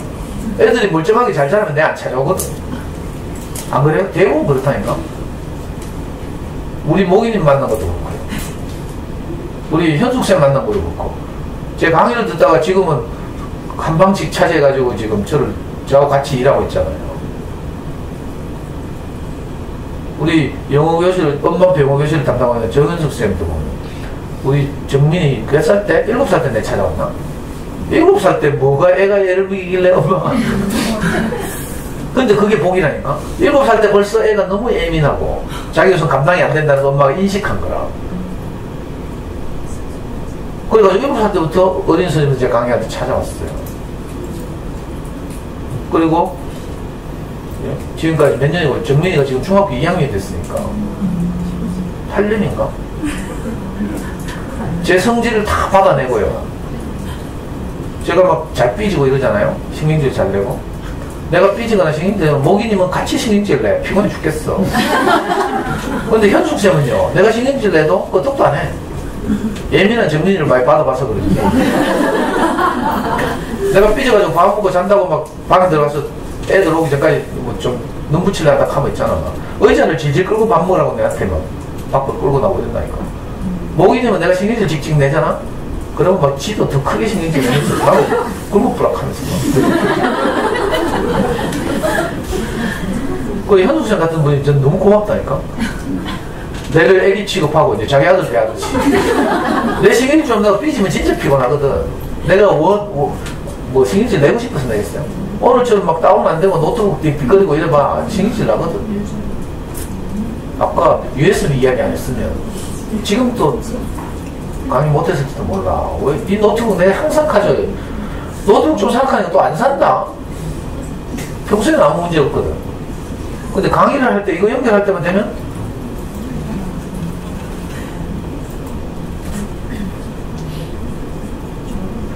그래서 제가 오늘 이 책을 통해서 어머니들한테 드리고 싶은 말씀은요, 혹시 내가 어찌할 수 없어서 감당할 수 없어서 내가 캄캄한 밤이 찾아오잖아요. 전쟁 같은 절망, 그죠? 아무 희망이 없어 보이는 어떤 상황이 올 수도 있어요. 그러나 그게 기회라니까. 이 신기하죠? 이거 경영학에서도 이런 이야기 하는데, 위기를 기회로, 약점을 강점으로 바꾸는 관점이 필요한 거라.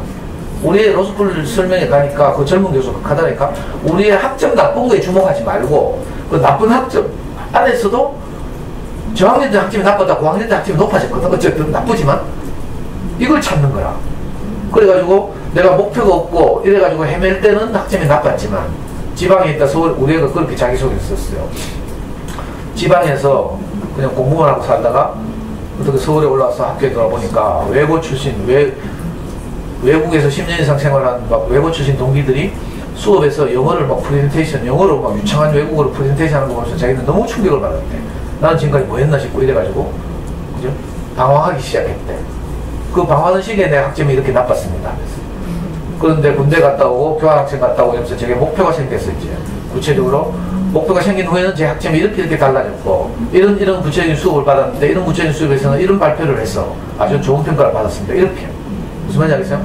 학점이 나쁜 건 객관적으로 위기지만 그죠? 이 나쁜 학점을 아까 엑셀로 정확하게 분석했어. 소수점 두째자까지 계산하면서 있잖아. 내 나쁜 학점이 목표가 생긴 후에는 이렇게 달라졌습니다 하고 자기 약점을 강점으로 위기를 기회로 바꾸는 자기소개서 쓴 거야. 무슨 말인지 제 말 알아들어요? 우리에게 어떤 절망이 찾아오잖아요. 그 절망이 끝이 아니라 다른 기회가 있다니까. 여러분들 잘 안 돼서 대부분 여기 저한테 상담하러 많이 오잖아요. 그러니까 아이들은 고맙지. 아니 뭐 어떻게 저를 만나겠어. 바로 이 코앞에 한림초등학교 있잖아. 수백 명이 강의를 들었어. 170명 가던가. 나 한림초등 이렇게 엄마들 강의들을 많이 온 줄 몰랐는데 그죠? 많은 사람들이 제 강의를 들었잖아요. 지금까지 벌써 몇 년이요? 10몇 년 동안 유튜브를 얼마나 많은 사람들이 봤어요. 근데 찾아오는 사람들은 많지 않다니까. 금방 올 것 같죠? 못 와요. 왜? 별일 없으니까. 내가 하는 게 잘하고 있다고 생각되니까. 근데 여기 어떻게 한 사람 한 사람 찾아오신 분들 보면요. 내가 아는 분들은 대부분 사연이 있거든. 그 아이들 때문에 이런저런 겪은 그 사연들이 너무 감사한 일이야. 그런 일들 때문에 내가 다른 뭐죠? 말에 귀를 기울이게 됐고 지난 버전으로 하면 우리가 정상적으로 눈 뜨고 보는 것 같지만 사실은 한눈으로 보는 거야. 똘베가 그죠? 한눈으로 보니까 시궁창이죠. 시궁창. 달나라를 한눈으로 보니까 뭐라고요? 우주선하고 무슨 아폴로 11호? 우주선하고 미국 성조기 너풀거리고 분화구 몇 개 있고 이게 우리가 눈으로 보는 달나라죠. 근데 똘베가 그 별님의 인도를 받아서 그죠? 가리고 또 한쪽 눈을 마저 뜨고 두 눈으로 보니까 어때요? 전혀 다른 달나라가 펼쳐지죠. 고저녁한 농사 있는 시골 아름다운 풍경이 막 펼쳐지고 막 이렇잖아요. 그죠? 시궁창에 똘베가 덜 익어가지고 동네 꼬마가 먹다가 너무 떫어가지고 버렸어. 버림받은 상황은 절망적이죠. 시궁창에 떨어졌잖아. 근데 신기하게도 그 똘베 고유의 향기가 시궁창에 그냥 버려진 모든 것들에게는 고유의 향기가 있다 하잖아요. 저는 제 스승으로부터 그 말 들었거든. 미나리는 시궁창에서 자랍니다. 알아요? 저는 초등학교 때 제일 처음 간 초등학교 인지초등학교 때 비산동에 학교를 가면 늘 시궁창을 지나갔어요. 미나리감을 지나갔어요. 발을 헛디디면 미나리감이 빠져. 실제로 먼두렁으로 이렇게 갔는데 저는 미나리감이 여러 번 빠졌어요. 빠지면요 바로 3초 안에 거머리가 6마리 붙어. 이 종아리에 거머리 바로 피 빨잖아요. 그래가지고 거머리 맨날 띠내고 막 이랬어요. 어릴 때 내가 아직도 서는데 그 완전 수채죠. 수채 시커먼 막 흙탕물 있고 이런데 그 거머리가 득실거리고 빠지면 바로 미나리 여러분 잘못하면 거머리 있다니까. 깨끗이 안 씻으면. 근데 그때는 더 했겠죠. 요즘은 좀 좋게 키우지만 요즘 뭐 한지 미나리 개사고 뭐 경산에 가면 있죠. 청동? 경산에도 무슨 미나리 있는데. 그러니까 미나리 향이 정말 강하잖아요. 그래서 뭐 삼겹살 구울 때 미나리하고 뭐 궁합이 맞닥하고 이러죠. 그 향기는 어디서 나와요? 시궁창이라는 환경에서 나온다니까. 안 이상해요? 지난주에 말씀드린 똘베가 보고 달라라고 딱 매치가 되죠. 오늘도 마찬가지예요. 이상하게 전쟁통에 그죠? 온 천지가 폐허가 된 것 같은데 거기서도 감사를 추수할 수 있다니까. 자동차가 있어서 감사하고 그죠? 옷을 빨 강이 있어서 감사하고 그렇죠? 그리고 그런 상황에서도 아이들은 웃고 있다니까. 옛날에 절망적인 상황에서도요 우리 다 자랐잖아. 웃으면서 어릴 때 저는 엄마 밑에서 자라면서 친척집을 정리하면서 이렇게 절망적으로 자랐어요. 지금 생각하니까 그 시절을 내가 어떻게 지내었나 모르겠어. 남들 다 가는 중고등학교 못 가고요. 정말 오리지널 양아치처럼 그렇게 자랐거든. 내하고 같이 자랐는데 대부분 소매치기 되고 조폭되고 그랬어. 저만 우리 형제들만 어릴 때부터 교회 다녀가지고 그래도 나쁨을 덜 들었지. 그래도 지금도 이렇게 잘하지만 어릴 때 사실 어제 우리 중학교 2학년짜리 하나가 학교 뭐 불려갔대. 선도 뭐지? 생활본가 뭐 학교 중고등학교에서 왜 학생들 관리하는 부서를 뭐라 해요? 학생부? 왜 불려간다고 하니까 1학년한테 돈을 빌리고 안 갚았대. 깜빡이고 못 갚았대. 내가 딱 듣기, 야, 그럼 그 빙 뜨는 거잖아, 임마. 빙 뜨는 게 아니고요. 못 갚았어요. 그래, 1학년 애들이 찔러가지고, 학생부에 불려가가지고, 경위서 쓰고, 반성문 쓰고, 뭐. 그래가지고, 이제, 담임이 엄마한테 전화를 했대. 그래서 자기는 오늘 집에 안 들어갈 거래. 뭐나 마나 뭐 집에 들어가면 엄마한테 뭐, 좋은 소리 못 듣고 뭐 혼날 거니까, 오늘부터 가출할 거라. 아니, 막, 집에 늦게 들어갈 거래. 친구 만난다고. 그래서 내가 가출해 뿌라 했어. 그러면서 이제 내 가출한 이야기를 막 했어. 내 10대 때 막 너무 인생에 만족이 없고 해가지고 병 깨가지고 막 저 이런 거 많이 했거든요. 깨진 병으로 막 역 긋고 있잖아. 피가 막 맺히는 거 보고 막 이런 거 긋고 이런 거 많이 했어요. 내 친구도 심한 애들은 동맥 끊고 응급실 들려가고 응급실 실려가고. 동맥 끊은 애는 지금도 생각나는데 내가 한 달 1시에 군대도 한 달 1시에 갔어. 경신상고거든. 요즘 경신고등학교죠. 그때 상고였거든. 경신상고 대구시는 농티들 다 모여놨겠어. 거기 갔는데 지 수 틀리면 뭐 엄마하고 이제 이렇게 사는데 아버지도 없이 저하고 비슷한 환경에서 속상하고 수 틀리면 진짜 동맥 끊어본다니까. 동맥 끊으면 피가 푹푹 나오고 손목에 가면 응급실에 실려가가 막 붕대 감고 학교 한 보러만 가고 막 얼마나 좋아하는지 몰라. 그런 애가 있어요. 나는 학교를 못 다니니까 그런 애 있어야 놀거든. 걔 군대 가가지고 총 들고 탈인했잖아. 내가 같은 날 한 1시에 입대했는데. 그래가지고 결국 잡혀가가지고 육군교도소가 남한산성에 있어. 경기도에.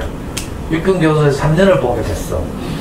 원래 군대는 얼마 근무하는 거 그때 우리 30몇 개월 근무했거든요. 2년 6개월 좀 덜 돼. 2년 6개월이면 2년 6개월이면 30개월이죠.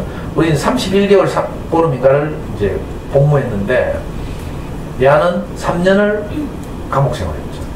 군대 생활보다 좀 더 길게 형을 때리는 거라. 탈행한 애들은. 그래서 육군교도소에서 3년 때우고 이제 나왔죠. 이렇게 내가 양아치 체험 생활했거든. 그래가지고 어제 걔 왜 내 그러냐 가출해보라고 내 손 뜯고 뭐 이런 이야기 왜 했겠어요. 선생님 가출해가지고 동대구역에서 자던 이야기도 하고요. 막. 라면 박스로 막 건축 공사장 이런 데 가가지고 깔고 자기도 하고 막. 근데 춥고 개고생했다 하면서 애 마음 풀어주려고 그렇게 위로한 거죠. 안 그러면 진짜 가출할 수도 있으니까. 내 가출한 이야기 막 하면 흥미진진하게 듣고 있잖아. 오토바이 타던데 막 다친 이야기도 하고 막. 닌 절대 오토바이 타지 말아야겠다. 왜든지 몰라. 어제 엄마 전화 왔던데 우리 애 아직 안 들어왔다고. 그래서 내가 친구 만난다고 늦게 갈 거라 했어. 아이들 이렇게 이런저런 과정을 거치면서 자란다니까. 근데 멀쩡하게 자라잖아. 저는 중고등학교 못 다녔어요. 양아치처럼 살았어요. 근데 지금 이제 잘 살잖아. 맞죠? 이거 지지난주인가 우리 목사님이 그 설교하면서 갑자기 있잖아. 우리 목사님 이제 연로하셔서 80 넘어서 이제 매주 설교를 못 오고 한 달에 한 번만 오거든. 일요일날 지지난주에 설교하다 말고 갑자기 있잖아요. 아이 상도 형제를 발악하면서 저렇게 살 줄 누가 알았겠노. 옛날에 저를 알거든. 25년 전에 저를 처음 만났을 때 정말 희망 없는 청년 저를 알거든. 우리 목사님 저를 샘플로 들면서 있잖아요. 인생이 이런 거라 하면서 좋은 씨가 뿌려지면 좋은 열매는 밭처럼 상도형제로 말하고 좋은 말씀이 들어가니까 사람이 달라져서 지금 포도밭이 됐지 않냐고 이렇게 하더라. 포도씨가 뿌려지면요 포도밭이 된다니까. 그럼 많은 포도가 열리죠. 그럼 많은 사람들이 포도를 따서 포도주를 만들어서 마시고 취하고 행복해하고 이러는 거야. 우리 아이도 똑같아요. 지금까지는 내가 잘 몰라가지고 불안감의 씨를 뿌리고 혼란스러운 씨를 뿌리고 뭐 이랬겠죠. 허무한 씨를 뿌리고 이랬을 거예요. 근데 우리 아이들한테 좋은 씨를 뿌리면요 금방 좋아집니다. 저는 연구소에서 아이들하고 많이 경험해요. 엄마도 있을 때 그래 불안하던 놈이 그죠? 자기를 전체적으로 지지한다는 느낌이 딱 들잖아요. 그러면 달라진다니까. 그렇다고 제가 뭐 아이고 얘야 하면서 이렇게 하는 줄 알아요. 저는 그걸 뭔데 야 이 새끼야 하면서. 근데 같이 고함지르고 욕을 해도요 독이 있는 욕이 있고 독이 없는 욕이 있어. 애들은 이걸 본능적으로 알아요. 이 사람이 자기를 존중하면서 지금 욕을 하고 있는지 인마들 일부러 욕을 부르려고 일부러 까짝댄다니까 내한테. 월암초등학교 4학년 공규민이라고 있어. 얘는 일부러요 내한테 맞을 짓을 해. 일부러 가짝가짝 내면서 막 쌩! 하면서 뭐 있잖아. 전에 한 번은 내가 열받아가지고 있잖아. 저 플라스틱 통 가지고 이마 머리를 한 대 확 때렸잖아. 그래서 통 깨지고 막 이랬어. 애가 놀래가지고 있잖아. 지금한테 막 오면서 나 다시는 연구소 안 가겠어. 이런 일도 있어요. 근데 그 엄마가 저를 신뢰하잖아. 그래가지고 막 바로 애 말 듣자마자 무슨 일 있는지 전화해가 막 내가 사실 이렇고 이렇다 하면서. 그럼 엄마가 애를 설득해 다시 끌고 온다니까. 너무 고맙죠. 이 마음을 아니까. 그것도 행동을 거치고 이러더래요. 아이들 여기서 찌르고 뽑고서 함께 살고 있어요. 너무 감사한 일이죠. 그러니까 우리 아이들한테 어떤 속상한 일이 일어날 때 내가 다른 눈으로 볼 필요가 있어요. 내 눈을 믿지 말라고 했죠. 우리 눈캐가 겨우 그 시력으로 보는 거지 빛 없으면 하나 못 봐요. 몽골 사람들은 시력이 그렇게 좋다고 했어요. 그래도 빛이 없으면 아무것도 못 봐요. 그래? 내가 시력이 없어서 못 보는 게 아니라 빛이 없어서 못 봐. 어떤 말을 들으면 내 눈이 뜨인다니까. 빛이 찾아와요. 그래서 성경의 제일 앞부분 그렇게 써놨어요. 태초에 하나님이 천지를 창조하십니다 하고, 땅이 혼돈하고 공허하고 어둠 깊음 위에 있고, 하나님의 영은 수면 위를 운행하신다 이렇게 되어 있어요. 그리고 세 번째 구절이 뭔지 알아요? 하나님이 가라사대 빛이 있으라 하시며 빛이 있었고 하나님이 보시기에 좋았다 이렇게 말해요. 어떤 말을 듣다 보면 내게 빛이 창조된다니까. 이걸 이제 문학적으로 신화적으로 써놓은 게 하나님이 가라사대 빛이 있으라 하시며 빛이 있었고 하나님이 보시기에 좋았다. 어떤 말을 듣다 보면 내게 한 줄기 빛처럼 어떤 말이 탁 내 어둠을 뚫고 찾아온다니까. 제 인생이 그렇고 여러분들도 잘 듣다 보면 뭐가 찾아온다니까. 빛이 창조돼요. 그러고 나면 아이가 다른 관점으로 보여. 그전에는 내가 막 그냥 동네 엄마들처럼 언니들 시키는 대로 아이를 키우죠. 근데 다른 말을 듣다 보면 이상하게 내 안에 새로운 게 생기죠. 그럼 아이들한테 다른 말을 하게 돼. 근데 처음에는 잘 안 되니까 내가 뭐 하라고요? 좋은 그림책 읽어주라. 해보면 알아. 해보면 좋은 그림책 읽어주다 보면 내 안에 있는 다른 마음이 올라와서 아이한테 다른 표현을 하게 되고요. 처음에는 이렇게 시작하는 거죠. 우리 아이들이 우리를 정말 행복하게 한다. 이거 꼭 기억했으면 좋겠어요. 아이 없었으면요, 우리 얼마나 삭막하겠어요. 남편하고 둘이 산다고 하면 상상해봐. 살겠어요? 제가 지금 우리 와이프하고 둘이 살고 있잖아. 대화 몇 마디 없어. 요즘부터 우리 와이프 명퇴해가지고 출근도 안 하네? 내가 연구소 출근한다 하면 맨날 뭐 현건까지 따라와가지고 이거 막 마음에도 없이 자가세 욕하고 애 없으면 재미 하나도 없어요. 애가 되고 내려오면요, 우리는 막 거실 중심으로 애 중심으로 모여가지고 막 오버하고 수다 떨고 막 얼마나 행복한지 몰라. 아이들 있을 때가 행복한 줄 알아야 돼요. 보고 싶어도 공부 잘해가 서로가 아프면 못 봐. 내려와 줘야 보지. 대부분요 2달에 한 번 내려온다니까. 그러니까 지금 아이가 내 손에 있고, 그죠? 아침 저녁을 보고 있잖아요. 찌고 보고 싸우고 있죠. 정말 행복한 일이에요. 다른 관점으로 보라니까. 그럼 너무 행복해. 폐허 같지만 다시 시작하는 기회가 생긴 거죠. 여기 보면요, 정말 참 어려운 환경 같은데 이상하게 이 전쟁 끝에 찾아온 평화, 이게 너무 소중해가지고. 여러분들 제가 아까 보여주려다 실패한, 우리 노트북이 꼬부려다 실패한 유튜브 꼭 봐요. 평화의 기도. 남성 중창단이 부른 평화의 기도 한번 보라니까. 얼마나 막 공정하고 감동적인지 몰라. 지금이라도 되면 내가 한번. 안 되네.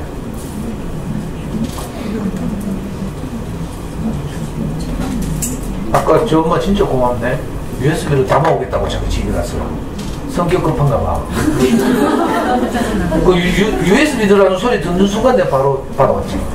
왜 이 아이들을 생각 못하고 내가 계속 여기서 막 다운받아가 압축 풀고 막 이지랄 이렇게 있어. 자, 유튜브 뜬다. 잠깐만요. 뜨고 있어.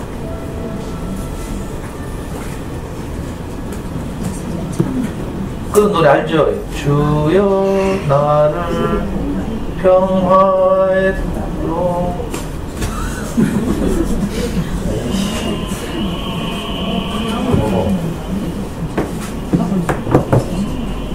각자 들어봐요. 이거 특히 남성 중창으로 들어보니까 정말 웅장하고 프란체스카의 기도, 평화의 기도라고 하는데 정말 가사 좋고 내용 좋고요. 자, 우리 아이들이 부정적인 때라도 전혀 다른 새로운 시작이 거기에 잉태되고 있다. 이걸 꼭 기억했으면 좋겠어요. 그러니까 절망적이라고 피통 싸지 말고, 내가 그 희망의 씨앗을 못 찾겠으면 저한테 찾아오라니까. 전화해가지고 상담 신청을 해요. 돈 안 받아. 제가 자퇴 상담 이런 거 많이 하잖아요. 절망적일수록 오히려 그저 상담이 더 성과가 있어. 뭐 아무 일도 없는 엄마들이 뭐 우리 애는 뭐 잘하고 있는데요 계산하면서, 그런 엄마들 좀 더 해봐야 되고, 하다가 잘 안 되는 날 해봐야 돼요. 지금 뭐 다니는 영어 학원이 멀쩡하니까 계속 다니겠지. 애가 커가지고 뭐 외국인 만나서 아무 말도 못할 때가 되면 저한테 찾아와요. 꼭 그걸 해봐야 하나? 답답 죽겠어. 그래도 내가 제 강의를 꾸준히 들으시는 엄마들은, 그죠? 6개월 이상 들으면 어떻다고요? 영어 교실이나 수학 교실에 우리가 들어올 자격이 주어진다고 했죠. 그러니까 강의 열심히 들어. 꼭 뭐 산술적으로 뭐 한 학기가 아니더라도 엄마들이 말씀하시는 거 보면 알아요. 댓글 다는 거 보면 이 엄마는, 그죠? 우리하고 함께 할 수 있겠다 이걸 알아요. 우리가 뭐 잘나서가 아니라 시중에 학원하고 다르기 때문에. 오늘 이번에 내가 한솔전화 강의하고 나서 우리 연구소에 오는 2학년짜리들 교실 찾아갔잖아요. 애들이 너무 사랑스럽고 이래서 제가 1, 2학년들 항상 교실에 찾아가거든. 선생님들한테 좀 미안하긴 하지만 우리 2학년들한테 찾아갔어. 2학년 1반, 2반, 3반 차례로 갔어. 애들이요, 저는 번쩍 만척하고 전부 목이 있어요 보면서 이모 하면서 막 안고 막 있잖아요. 공은 제주가 부리고 뭐 돈은 뭐 아니 강의는 내가 하고 이러는데 애들이 좋아하기는 목이 있으면 좋아해. 그러니까 막 담임선생님이 막 놀래가지고 막 부곡하고 묻잖아요. 그럼 애들은 할 말이 없어가지고 학원쌤 욕하는 거예요. 무슨 학원쌤한테 이목하면서 안기고 뭐 이렇게 하는 일이 어딨어. 근데 뭐 달리 말할 방법이 없어. 저도 우리 동네 엄마들도 그럴 거예요. 지난달에 뭐 이상한 연구소 간판에 붙었는지 뭐 안 되는지 모르겠죠. 그래서 궁금한 엄마들이 옆에 미장원에 와서 자주 물어보는데 우리도 모르는데 미장원이 어떻게 알겠어. 우리도 몰라요 여기가 뭐 하는지. 저도 몰라요 사실. 뭘 한마디로 정의할 수도 없고요. 제가 어떻게 하는지 아이를 행복하게 키우고 싶고, 그 과정에서 학습을 놓칠 수는 없으니까 학습을 우리가 돕고, 또 학습에서 가장 중요한 것이 어린 시절 책 읽기라서 그냥 아이들과 함께 책 읽기를 이제 돕고 싶어서. 우리 처음 오시는 엄마들은 여기 보낸다고 뭐 되는 게 아니에요. 잘 들어. 무조건 댓글 달고 막 신청하고 이래가 안 돼. 책 읽기는 저하고 이제 아이들하고 어린이를 위한 인문학 수업 책봇을 하지만 제가 왜 하는 줄 알아요? 엄마들이 책에 관심을 가지라고 하는 거야. 그래서 여기 보내도 교재 없어요. 커리큘럼도 없어. 어떤 엄마들은 커리큘럼이 어떻게 교육한다? 옛날에 내가 유치원 가서 그 심정을 내가 모르지 않지만 정해진 커리큘럼에 정답 달고 이런 거 하려면 어디 보내면 돼요? 한술 앞에 이한서가 보내거나 얘가 앞에 책날개 뭐 책나라 보내거나 이런 데 보내면 돼요. 아니면 뭐 동진 북클럽 보내거나 뭐 이런 데 보내면 돼요. 여기는 아무 성과 없어요. 제가 근데 장담할 수 있는 것은 애가 행복해지고 애한테 멘토가 생기고 이런 거죠. 그리고 엄마들이 책에 관심을 가져서 제가 매달 책을 발표하면 엄마들이 집에서 책을 사야 돼요. 구입해서 아이와 함께 읽어주고, 무엇을 건질지 잘 모르겠으면 여기 와서 강의 듣고요. 그렇게 하면서 아이와 엄마가 책에 관심을 가지고 도서관을 다니고 이러는데 도움이 되라고 어린이를 위한 인문학 수업을 하고 있어요. 그러니까 여기 보낸다고 막 기적이 일어나거나 이런 거 없으니까. 그리고 뭐 성과나 뭐 이상한 뭐 그래프의 뭐 애의 발전 상태를 인쇄해서 보여주고 뭐 이런 거 전혀 없으니까. 무슨 말인지 알겠죠? 기대하면 안 돼. 그래서 제가 이제 강의를 들어보시고 아 저렇게 키우면 좋겠다 싶으면 이제 해보라는 거죠.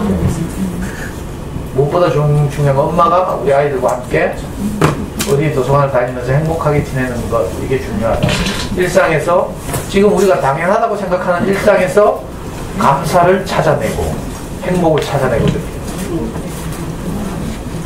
뭐 갈중이라고 벌써 그래 그렇게? 화장실. 아 화장실. 네 마치겠습니다.